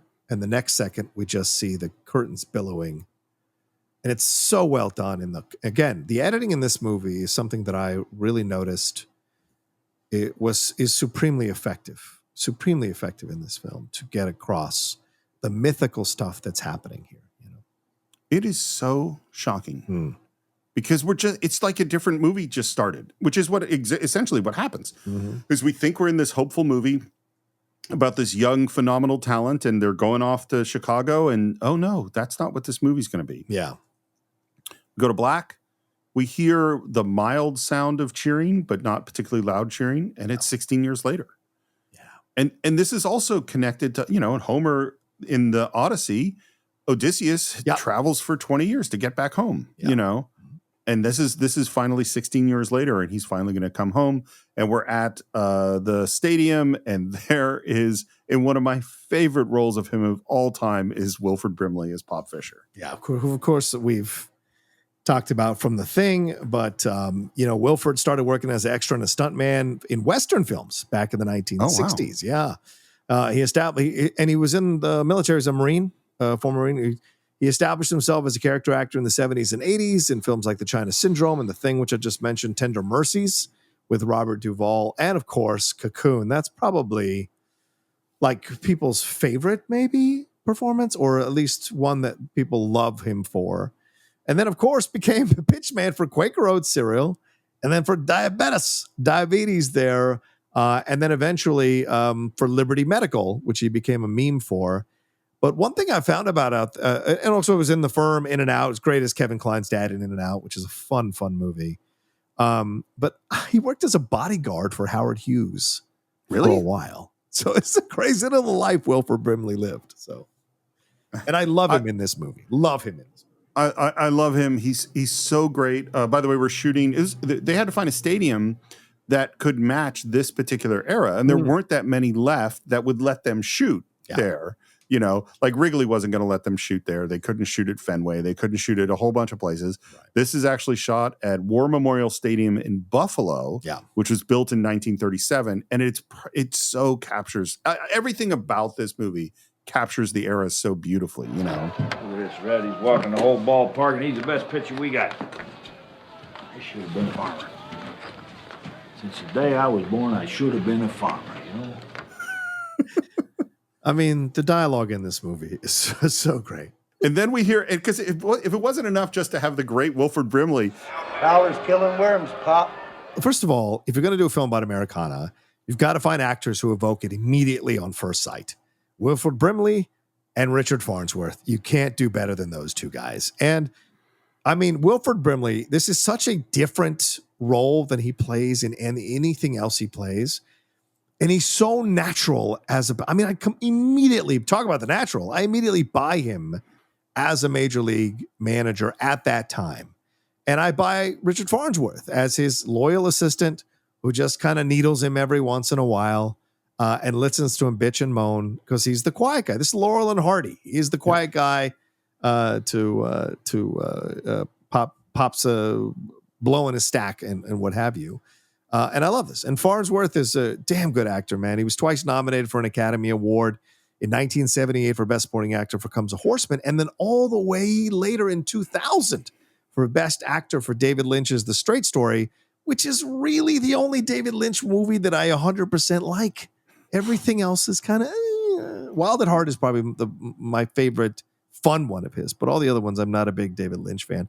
And that made him the oldest award nominee at the time for Best Actor, which is pretty incredible. But he was also the lead in Gray Fox, which is a really interesting Canadian film where he plays an aging bank train robber. He was in Anne of Green Gables, Sylvester, and then, of course, Misery as the sheriff there of the town. But this is a funny thing. He made uncredited appearances, also known as an extra, in Gone with the Wind, Red River, The Wild One, and The Ten Commandments. So, yeah. So Farnsworth basically around the business for a very, very long time. And I love when you have two great actors and you have, I think Barry Levinson is one of the great incidental dialogue writers. And I don't know, he's not listed as a screenwriter on this, but like in Diner, in Tin Men, in Avalon, just when people are chatting, it's just great. Yeah. And so these lines, are they important? No, but I love him even going, You know, Red, my ma urged me to get out of this game. When I was a kid, she pleaded with me. And I meant to, you know what I mean? But she died. Tough. Red's guy, tough. It's so funny. As he's bitching about the team, he walks over to get a drink of water, and we see that brown water in the faucet and spits it out. Yeah. It's great. Wouldn't you think that I could get a fresh drink of water after all the years I spent in this game? Red, did you talk to that bastard partner of mine about the drinking fountain? What's so funny is, much like Major League, we have an owner who needs the team to lose in order for them to win. Yeah, which we don't find out till later, but yes, that is the situation. And as they're having their chatting moment and the team is losing, we have this shot from behind down the tunnel, and they're silhouetted walking towards the light is a much older Roy Hobbs. So my belief is that is Michael Madsen walking past him. That is Bump Bailey walking past him in the hall. It's never confirmed, but the size and the look of that guy, I'm thinking that it's Michael Madsen. And so they're in essence foreshadowing that one is going to replace the other. And one is going into the light and one is going into the dark because Bump will die. So I just have that weird thing in my head when I watch this scene now. I think walking through the tunnel out into the big stadium is one of the great architectural experiences you can have. Everybody talks about how great that is. Billy Crystal talks about walking out to Yankee Stadium for the first time through that tunnel, hand in hand with his dad, and how it changed his life. And I know for me, walking into Anfield the first time to see Liverpool in 2019 with Lindley, I almost cried because that place is a cathedral to me. And walking into that stadium, hearing the chants, seeing all the things that I had watched on TV for years, to see that stadium and be there live, it is absolutely, for those of us who are sports lovers, it is absolutely a cathedral, these stadiums, you know? I might have told this story before, but as I know I've said many times, I grew up going to Giants games in Candlestick, and my father-in-law was a huge Dodger fan from the Brooklyn Dodger age, and we went up to have like Sunday brunch with them, and then we were going to go to the Giants-Dodger game at Candlestick. Yeah. And at this point, I was in film school, probably maybe even after. I didn't know who was on the Giants team. I hadn't paid any attention. I went, you know what? I'm with Dodger fans. I'm just going to be a Dodger fan today. Yeah. It doesn't matter. I don't know anyone who's on the team. What difference does it make? We get to Candlestick. We walk through the tunnel. We come out in the open expanse of Candlestick, and I look at Candlestick Park that I'd been going to with my dad since I was a kid, and I went, nope. I am a Giants fan. I don't care. I cannot root for the Dodgers. I'm in Candlestick Park. I'm a Giants fan. It's a great park. I've been there a few times. It's a beautiful stadium. Not anymore. Oh, really? Oh, yeah. Oh, no, it's gone. That's right. It's gone. torn down. Yeah. But Pac Bell, or not Pac Bell, whatever, whoever does the naming rights today in San Francisco, that is a truly beautiful park. Anyway. I'm Roy Hobbs, your new right fielder. My what? It's right here. Fella, you don't start playing ball at your age, you retire. That's such a great line. And I love that the team he was playing for was the Hebrew Oilers, which I don't know if there is a Hebrew Oilers or not, but apparently they're semi-pro. Did you ever play organized ball in your life? I just got back in the game. What does that mean? I used to play in high school. Roy Hobbs is now going to be extremely careful with the details of his life. Yeah. Scotty Carson signs him up. The judge okays the deal. Ain't talked to me yet. I got that in my deal for as long as I live. They gotta talk to me. They got a contract. I want to see it. You know, and I get it. Like, you know, suddenly this old guy has showed up. I understand why Pop is upset. Yeah. Is Carson your chief scout? Yeah, so what if He said he had the authority to sign me. Yeah, well, he don't have. And Red pulls him aside because, in fact, he does have that authority. Right. And I think in a nice move, Pop realizes it's not this old guy's fault, you know? Yeah. Hey, fella. All right, you come at a bad time. Like Red says, Scotty Carson's seen something in you. Go find Dr. Dizzy and suit up. And then as he's leaving, Red, I should have been a farmer. We're back with the equipment guy, and now we see the players are coming in as he's trying on his clothes, and there is, now we do fully see him for the first time, there is Michael Madsen as Bump Bailey. This is like prime Michael Madsen. Yeah. Young, massively in shape, good looking, hair wavy. And who is talking to him in this moment as he's doing his hair and talking about how he didn't want to slide because he had a cigar in his back pocket? But Max Mercy. I think the reaction to realizing there is Max Mercy right next to him, who Roy Hobbs immediately knows who that is, 100%. is just great. What are you, a new coach? New player, Roy Hobbs. No kidding. And there's just that look from Mercy, which Duvall does perfectly, of, do I know you? Yeah. I have something familiar about you. And when the word goes around the locker room that this is their new rookie, I think there's a big reaction from the team. Another brilliant find from the scouting system. Genius. That's Mike Starr. Do you remember Mike Starr from Goodfellas, who helped with the Lufthansa heist? Oh, that's Mike Starr. That's funny. young Mike Starr. Wow. And they hand Roy a hat and say, and which he puts on, and we hear the words, "Welcome to the majors." The thing that's so great about Redford is there's always something going on. Yeah. And when he's saying so little and he's observing, and every single thing has meaning. Yeah. The number has meaning. The hat has meaning. You know, seeing the players has meaning. His reaction to Max Mercy has meaning. It's all just filled with stuff. Yeah. We're back in the hotel. Roy in an elevator. Again, elevators are always important. And his movements are slow. He's thinking, the door's open, and there is Kim Basinger. What do you want to say about Kim Basinger? This is one of the most beautiful women on the planet at this time. And Yes. she's still establishing herself. This is before Batman, y'all. She's still kind of building up her resume, building up who she is as an actress. And so this is such an, not only are you being introed into her, but with the elevator door opening as a character, you're also kind of being introed into her again as an actress. Because, of course, she'd been in Never Say Never Again, the pseudo James Bond movie in 1983, the year before.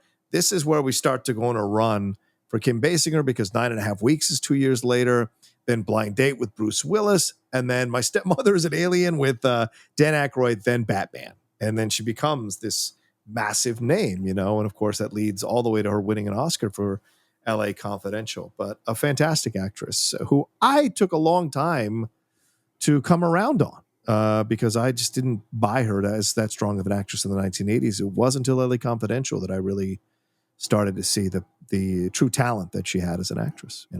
She's great in LA Confidential. I have watched this movie dozens of times. I've never been able to figure out how I feel about her performance. It's so odd. Yeah. And I absolutely adore the movie. Her performance is weird. Yes. In lots of ways.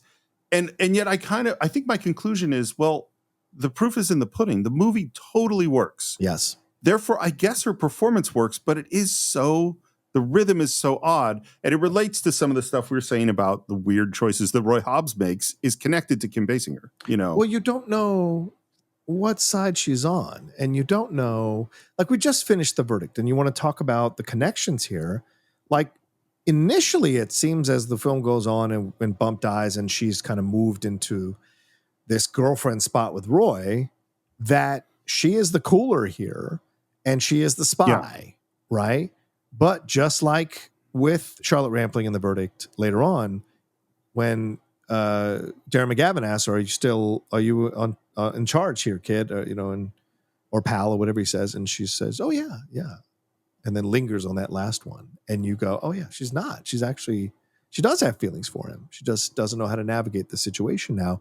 And so from the beginning, there's some magic and chemistry between them. The way she walks in that elevator, the way she plays with her lip, the way I think she was given that direction. Like, you have an attraction for him, but you're still with Bump. But there's something immediately when you see him that attracts you, but you're just not sure what it is. And I think that's what she's playing in the elevator, because she doesn't even hit the button to go down, right? Yeah. Roy has to do it. And so I think you can see that that's an element of what's going on here. And later when they come down the elevator, which we'll get to in a second, Pop saying that's her niece, and her reaction when he says, are you guys together? She's embarrassed by that, Well, and it's such an interesting moment, because the minute that Pop sees her together with Roy, it's just like, what's going on? Yeah. Because what we'll later find out is he thinks she's a jinx. Yes. Despite the fact that she's his niece. What position do you play? He just started today. Right field. Right? That's Bump's position, is that Pop? And I love Pop. Like, Roy shouldn't have said that. Yes. He shouldn't have said right field. And I love Pop's just suspicious. He says, I tell you, Mr. Hobbs is brand new, and we're not sure what we're going to do with him. Come on, sweetie, I'll walk you to a cab. takes her out. Red appears. Anything wrong? No, just not used to hotels. Let's go. So he saw her in the elevator, dressed in black. Is Roy thinking about Harriet? Yes, 100%. 100%. But Roy's weakness, like his Achilles heel, is these dangerous women. It's very much his weakness. And look, Barbara Hershey and Kim Basinger, you can't go wrong with the beauty of those two women. You can understand why you'd be sucked into some dangerous situation with either one of them. And so in that moment, I think there is shades of it. And this, I imagine, he knew was coming. When he went back to the game of baseball, he was going to have to confront these moments. And here he is being confronted. He hasn't even played one play officially as a Major League Baseball, and already he's confronted with the echoes of Harriet Bird. So he's out eating with Red, who's asking questions, and he is again giving minimal answers. I read Scotty's report on you. Said you're one hell of a hitter. How come you didn't start playing when you was a little younger? I did play when I was younger. But again, doesn't give the information. But you gave it up. Sort of. But my mind was always on the game. So I figured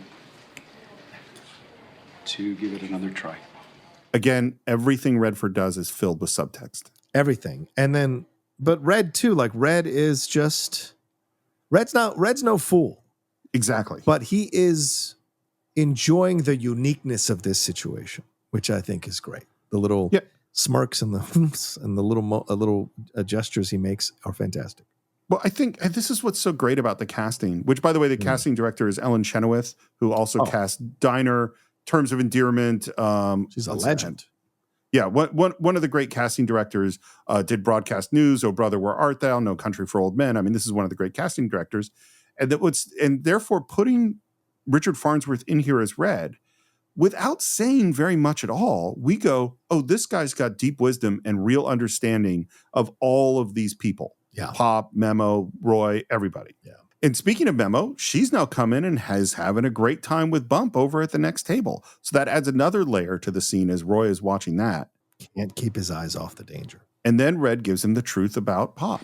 He gave his heart and soul to the game, only to get it trampled on. I'd give him my right arm to get him the pennant. Red, it took me 16 years to get here. You play me, and you'll get the best I got. Is there any part of you that doesn't believe Roy is sincere or believe that Red knows he's 100% sincere? Yeah. No, I know. I think he feels it too. Yeah. By the way, in the book, which I read the book years ago, didn't particularly like it. Yeah. Read it again 8 years ago when we did the episode, and then I just read it again this week. So that's 3 times reading a book I don't particularly like. That is how much I love the Cine-Files.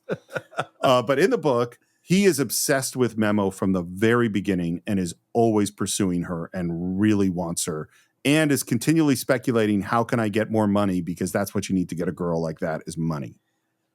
Yeah. He's a much darker character in the book. Yeah. And again, but that makes sense for that character in the book, right? I think it's a little weird to see it happening here in this. But then again, we're watching it from retrospect. Like, because when we're watching the movie, we're probably like, oh, this is great. Here's a new woman. She's beautiful. She's young. He is there. There's some kind of chemistry between them. Where's this going to lead to? And it isn't until the movie goes along that we see the danger of Memo. But initially, it's kind of interesting for us to watch this happen. So everyone's heading out for batting practice except for Hobbs. Hobbs, you want to sit this one out? I mean, he's frustrated. Yeah. We're frustrated because we want him to swing the bat. Right. In the book, Pop lets Roy do batting practice right away in the very first scene. Oh, wow. And this is just like, you know, good movies withhold you getting the thing that you want. Right. So this is much stronger that he doesn't let him play. Imagine that Judge Red sending me a middle-aged rookie. I'm gonna pay his contract. I ain't gonna play him. Part of him making this decision was the scene with him and Memo in the hotel where he said he played right field. Mm-hmm. And then we get into a montage, which is great, of the Knights losing and all the terrible stuff that is happening. It's kind of a bad play there. We're seeing a montage of the losses here, which happens. I mean, Major League Baseball is a long season. And by the way, the Bees is one of the names that's listed there, and some of you might think that's a fake team name. That's what the Atlanta Braves were named at this time. Oh, I didn't know that. They were the Atlanta Braves, then they changed it to the Bees, and then changed it back to the Braves later on. And their way of hopefully turning things around is this therapist, hypnotist guy in the locker room. It is so great. He's so funny. The mind is a strange thing, and you must begin by asking it, what is losing? And this is a thing. This is legitimate. There are now there are sports psychologists assigned to specific players. Now we have that kind of a situation going on in our world. They're part of a team, a player's team of people that they have. But yeah, it used to be for every team you had one sports psychologist, which is so weird to me. Losing is a disease as contagious as polio. I love that we're going to retread the same sentences over and over again. Losing is a disease as contagious as syphilis. It's so funny. And I love, this actor does such a great job because he is exactly perfectly just a bit forced and fake. Yes. Losing is a disease as contagious as bubonic plague. But curable. Or else you wouldn't have me in here if it couldn't be cured. I got to get paid. He's like a dime store Truman Capote. That's what he's totally. It's so frustrating. Yeah. And at this moment, Hobbs, rolls his eyes. He gets up and he just starts walking out. Hobbs, get back in here. And he walks out to the words, gently rocking. Gently rocking. Gently rocking. Which I love is lined up to also one of the players getting hit in the balls, and he's just kind of lying back, rocking back and forth on the field. It's so perfect. It's a great losing montage. Oh, yeah. By the way, in the book, the reason that Roy walks out is that he is actually becoming hypnotized, and it is taking him back to bad memories of his shooting. Oh, interesting. So he doesn't want to deal with that stuff. That's fair. And so we have another loss, and now Pop announces that he's sending Hobbs down to Class B ball. Okay, you make the rules. That's right. That's right. And you ain't been playing by him. All these other guys play by him.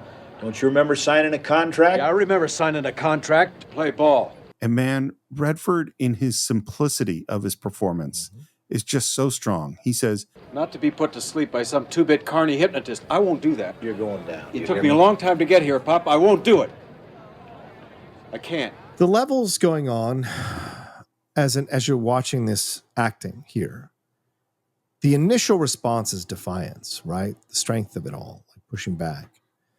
And of course, you're going to get a pushback from the manager because you're threatening his authority. It isn't until Redford says, or Roy Hobbs says, I can't. He puts the pause there in between that I think Pop sees a real ball player. When he says, I can't. To him, the game means that much. Just like Red told us in the dinner with Roy, that Pop gave his heart and soul to the game, and it broke him. And so, in essence, I think Pop is an optimist who's become bitter by the experiences of the game, embittered by the experience of the game. And Roy is coming back to essentially, as Percival does, bring the Grail back to King Arthur so that the land can breathe again and hope can come back. And so when he says that, I can't, that is the window into his love of the game. And I think it strikes a chord with Pop, which is why he calls him back when he tries to walk down the tunnel to tell him to show up at batting practice. Batting practice tomorrow. Be there. I have been. Every day. It's defiant to the end. So we're at batting practice at the cage. Bump is in the cage. Memo's up watching from the stands. Hobbs comes in. I mean, the excitement here, even though it's so funny because he started as a pitcher. Yeah. And so we haven't seen him bat, but the excitement here is just like something's going to happen. Yeah. You know, you can feel it. Right. Yeah. I like that they don't use music here. Mm-hmm. Is that it's just batting practice, and he gets that first pitch and he sends it deep into the stands. It's the sound design. Again, just like the gunshot, right, Steve? Like the sound of the ball hitting the bat, the crack. It is so amplified here. Because the stadium is empty as well, but also because you want to feel the power of Roy Hobbs' swing again. And it's great, you know? Well, and I totally agree. And it's also the bouncing in the stands. Yes. Yeah. Because as you say, the stands are empty and so it's just echoing around. Yeah. And the editing is perfect in terms of the reaction kind of going around of Red kind of looking over and Pop looking up and like, oh, that's interesting. Yeah. And we pitch another one. And again, this echoing hit out into the stands. And there's more reactions. And I love because we established the brown water in the drinking fountain. Yeah. And now Pop walks over and takes a drink and doesn't even notice that he's drinking terrible water because he's so focused on Roy's hitting. Yeah. He knocks another one out. And then we have this montage build as the rhythm goes hit, hit, hit, hit, hit. And then the final hit is interrupted with him yelling, "Hobbs!" By the way, as we've been talking about the editing, the editor is Stu Linder, who did Rain Man, Good Morning Vietnam, Quiz Show, later with Robert Redford. He did Bugsy, Tin Men, Wag the Dog, like great editor. Clearly there's an aesthetic that he gravitates to edit and does a really great job with that, yeah. And I love that Pop is almost angry. Roy, come here. Hey, hustle it up. Let me see that bat. Because he's wrong. Pops is wrong. Pop is wrong. And so he does, he's angry about it, yeah. Where'd you get this? I made it myself from a tree near home. Wonder Boy. You put that on there? Made it a long time ago when I was a kid. Because it is a childlike thing. Yeah. I don't figure this. All those years and you never played organized baseball? Well, I sort of got sidetracked. Again, it's all the subtext. Better late than never, Pop. Red, this is practice. Let's see. He doesn't want to believe in him. right? No. I mean, this is important. Like, we're focused on De Niro, Redford. It's a different movie. That's the Bang the Drum Slowly. We're focused on Kim Basinger. We're focused on these, but there is an arc here for Pop as well. Like, he is introduced to us in such a charmingly gruff way, but clearly, as we went back and forth about, he's a guy who loves the game, and the game has just hurt him. So here comes someone to inspire him. And most of the time when you've become so entrenched in your bitterness, it's because you're trying to protect your heart from caring again, because it destroyed you the first few times. So when he is being rough on Roy with the bat and then saying to Red, it's practice, we'll see what it's like in the real game, he's in essence not wanting to believe in Roy because he's afraid to get hurt again. And so that's why he's coming out with his hard edge approach to it, which I like, because it creates in us, in the audience, more obstacles for Roy to overcome that will only accentuate the legend of Roy Hobbs for us as the viewer as we're watching the movie. So it's smart screenwriting. It's not yet raining, but it is cloudy, and we hear thunder. And again, thunder, lightning, these are magical things that happen in this film. The Knights are out in the field. There's a long fly ball, which should be an easy catch, except Bump Bailey comes in, tries to catch it, and they ended up dropping the ball. Yeah. Was that done on purpose to throw the game for Gus? Was it? I would say so. I kind of think, I mean, we don't, there's some ambiguity in this movie, but which gets confirmed later on in the interactions when they say he's going to be a lot harder to manipulate than Bump was. And the Knights are coming into the dugout, and Pop says, Bumper, I want to see you in my office after the game. Hey, I lost the sun. Pop looks up at the cloudy sky and says, blinding. And now it's Bump's supposed to come up to bat, and he tells him, you're going to sit this one out. And Michael Madsen's so great. I'm like, what do you want, an apology? I'm not going to apologize. He's a baby, man. He's a baby. Hey, what do you want from me? I want you to sit down. Gabby, Boone, help this guy find his seat. Hobbs, you're up. And Roy he's like, what's going on? I don't quite understand it. The umpire comes in. It's like, you're going to send in a batter? And finally Bump is still arguing. And finally he sends Hobbs in. And he grabs his hat, opens up his case, and what happens as he opens up the case to Wonder Boy, a bat with a lightning bolt on it, is we hear the thunder. Because Roy Hobbs is about to bring the thunder, John. Hey-o. And this is the thing, because as you said, this is Knights in Shining Armor. Yeah. This is about heroes. Right. All right, Hobbs, knock the cover off the ball. Which he is about to do. Yes. Hobbs was brought up in mid-season, don't know too much about him. We'll try to find out something for you. The announcer, this is how Barry Levinson tells the story. Yeah, let me hear how Barry tells the story. Is that, they just were running out of money and running out of time, and they needed someone to record the announcer, and they couldn't get anyone else. And so he rushed in, and Barry Levinson is, in fact, the broadcast announcer on this movie. Lifetime baseball enthusiast from Baltimore couldn't find someone to be the voice. Yeah, please. Oliver Stone did the same thing on Any Given Sunday, but I would say Barry Levinson was damn good as the announcer. Great. Whereas Oliver Stone is terrible. He's horrific in Any Given Sunday. I mean, I do not think Barry Levinson achieves Bob Uecker levels from Major League. No. But he's totally good. I think he totally works. It's a Bob Costas vibe that he brings, which works. Yeah. We hear the music starting to build. The pitcher goes into his first pitch. And here comes the pitch. Strike one! Fastball inside corner, strike one. Hobbs didn't like the call. Well, welcome to the majors, Mr. Hobbs. And also, Barry Levinson says he just improvised all this. Oh, wow. That's cool. I don't believe him. No, you don't believe he wrote it all down. I'm not saying he wrote it all down. But he's a writer. Yeah. Of course he wrote stuff down. True. I mean, like Goodbye, Mr. Spaulding, which I love. I'm sure he figured that out ahead of time. Yeah. Again, the music is building. We have the wind up. There's the pitch, the swing in slow motion. And at the hit, the moment the bat makes contact with the ball, lightning strikes. I mean, if we couldn't be more heroic than that. And I love that the infielder runs to pick up the ball, and it's just a cover. And we see that ball of string flying into the outfield. And we realize he knocked the cover off the ball. Literally did. Yeah. And the players watch. Hobbs is running through puddles because it starts to rain, somehow gets full puddles within seconds of it starting to rain, but that's what happens. We see all the umbrellas coming out. And I love the way Hobbs is just focused on running the bases. The managers run out and say, let me see the ball. Not all that junk, the ball. That junk is the ball, Augie. That's a ball? Jesus, You shot it to pieces. We want a real ball. I love the old guy chiming in like that. It's all great. And I love that just the shot of Hobbs alone on third as people are clearing out and the rain is coming down and there's arguments about what happened. It's just great. Reporters are now flocking into, I don't think reporters have been paying much attention to the Knights all year. And now all of a sudden they're flocking in to find out what's happened. And we're watching the field get covered by tarps as we hear a voice. As my chief scout, Mr. Carson, I'm relying on your honor. Judge, I'm doing just what you asked me to do. Hobbs is an absolute joke, a nobody from nowhere. So here's a question. Yeah. Do you think Scotty is in on this with Pops? I think he has to be. Right? Because of that line. Yeah. Which is weird because it's like he must have seen that Hobbs, did he see Hobbs hit the ball? No, I'm asking you, do you think he's in with Pops? Not with. Oh. Yeah.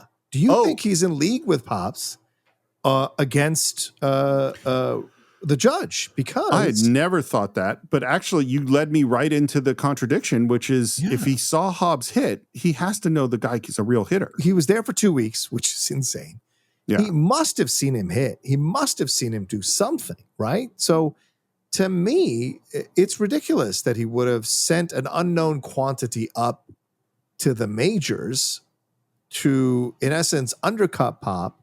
And so I wonder if maybe this love that everyone in the organization has for Pop and they're lying to the judge is coming through in this moment here where he's having this interaction with the judge. Because look, if the judge loses, he's not out of a job.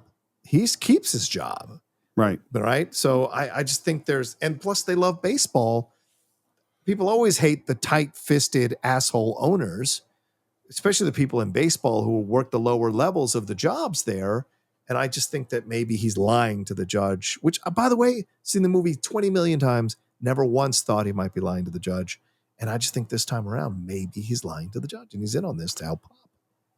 Honestly, I think you solved a problem that I've always had because it never quite made sense. If Scott is working for the judge, then why did he sign Roy Hobbs? You're going like, oh, he's pretending. Maybe he's pretending to work for the judge, but really has more loyalty to Pop. I think that solves a problem that I've always had in the film. Well, Scotty might be smarter than we think. Yeah. Because Scotty might have been like, well, this guy is a once in a lifetime player. I've never seen anything like it, but he's 35. So no one's going to think that he is going to be this incredible player. So in a way, I can play like, who would have known? And he will help. It will possibly help Pop and help the Knights win the pennant. Yeah. Maybe Scotty Carson is the kid Roy Hobbs throws the ball to outside the train on the... The pretty young scout. That's a pretty young scout. Pretty young scout. There's some singing going on in the locker room, and our very cute ball boy, Bobby Savoy, comes up and says, Nice bat. You like it? Yeah. You buy the chemistry here? It seems very natural between the two. I love it. This actor is George Wilkos. It's the only thing he ever did. He's great. His voice, his look, everything about it. Do you think I'll be able to make one of those bats? And this is a perfect baseball player with a kid moment of... Tell you what, why don't you go down to the lumberyard, pick yourself out a really good piece of wood, and we'll work on it together. All right, thanks. Barry Levinson says he cast this kid because he was perfect for the period and that he was chubby, innocent, and wide-eyed. And they found the kid working at his parents' produce stand in Buffalo. And that's where they cast this kid out of. So, yeah. He's great. He's great. Yeah. Interesting way you mistreat a baseball. Yeah. Can I buy you a beer? No, thanks. I'm in a hurry. Well, I want to ask you something. Do I look familiar to you? You? No. Because you sure as hell look familiar to me. Which, of course, he does look familiar. Yeah, he knows exactly who it is. It'll come to me in a minute. I got a terrific memory. Which is a great, little threat in the background plant. Yep. Because we know that is going to come. He is at some point going to remember. Yeah. Cut to Chicago. We're at a little diner, and in walks Glenn Close, Iris. And she comes in joyful and happy. It's obvious that she's got friends there and she's been there many times. And what we hear is Al, the guy who works behind the counter, talking to a friend about Max Mercy's article. Must have been the rain. Stitches probably cut loose. Come on, it didn't start to rain until after he hit the ball. And of course, we know that this is the woman that Roy was in love with as a kid. Yeah. What's the name of his bat? Wonder Boy. She freezes. It's so great. Yeah. And this is we understand everything that's happening because we understand what's going on. Yeah. People are always running down amazing things. This guy Hobbs, you ain't seen nothing yet. I got a feeling about him.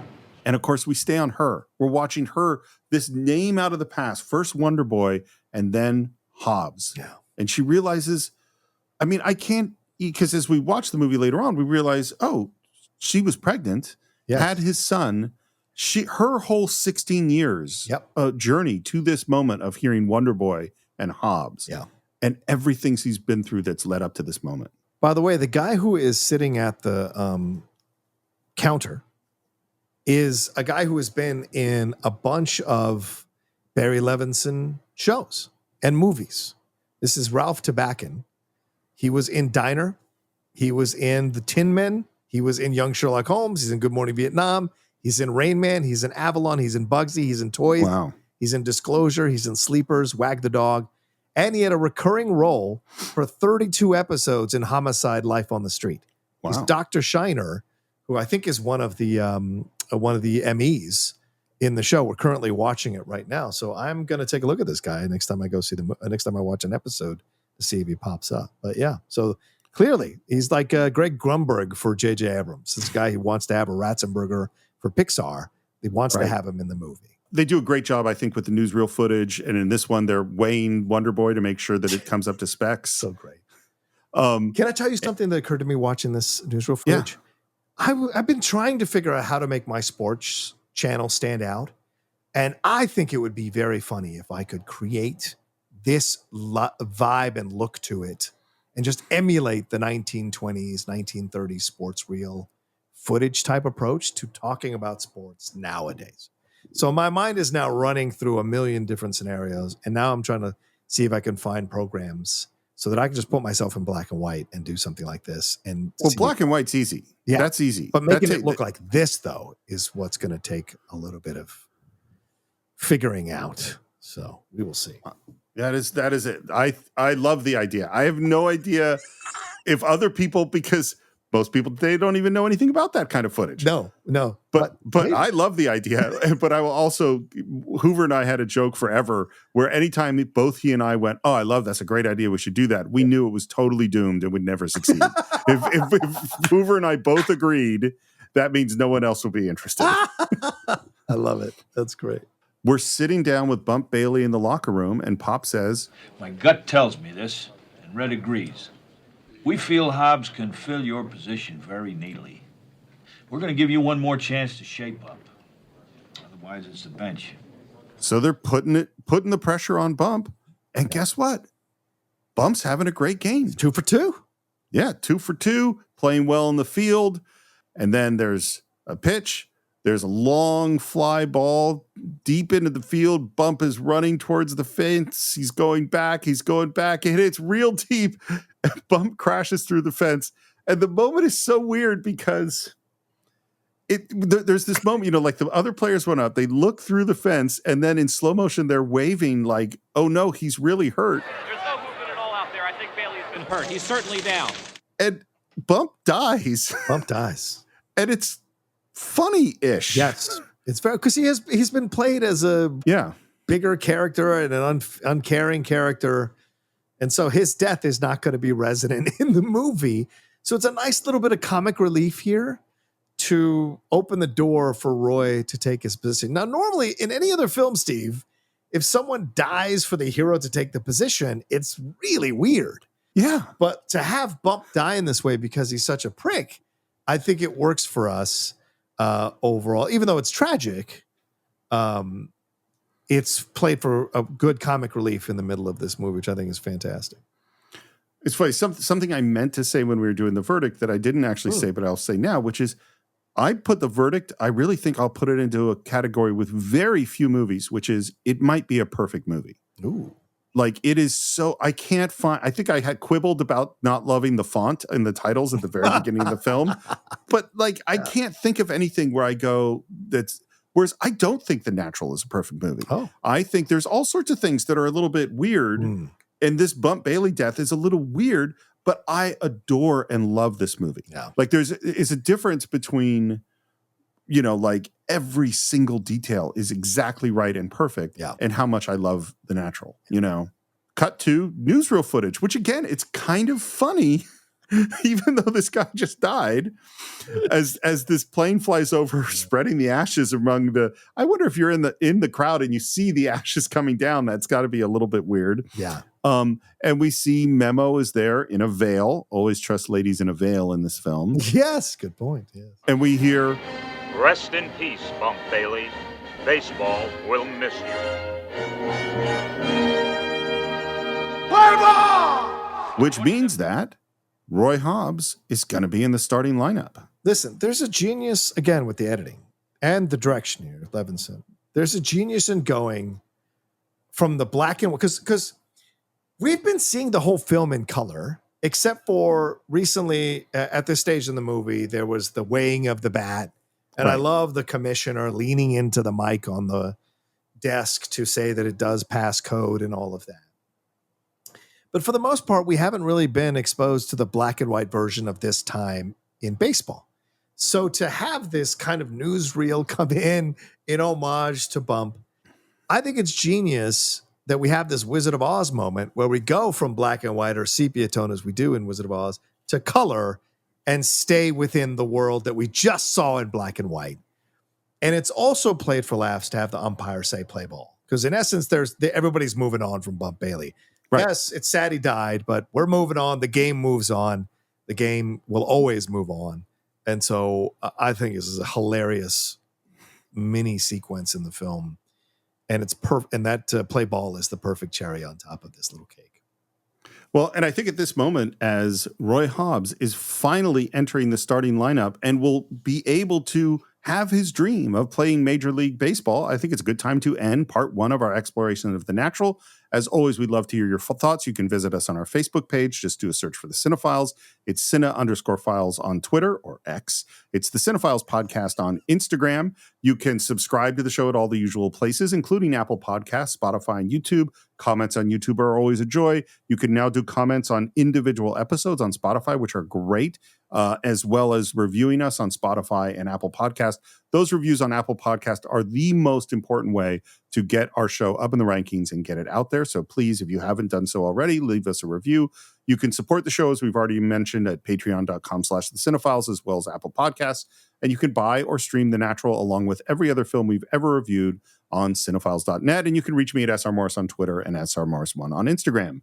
John, how can people reach you? You can always reach me at The Rocha Says on Twitter, or as Steve said, or X, and Instagram there. Or you can follow me on Twitch, The Outlaw Nation there on Twitch, and my YouTube channel, youtube.com/John Rocha Says, and my other podcast, the Geek Buddies and the Hot Mic. They're out there for you all to subscribe to, and the Outlaw Nation Podcast Network, where all our shows, except for the Geek Buddies and the Hot Mic, the audio for all those shows are all on there for you all to enjoy.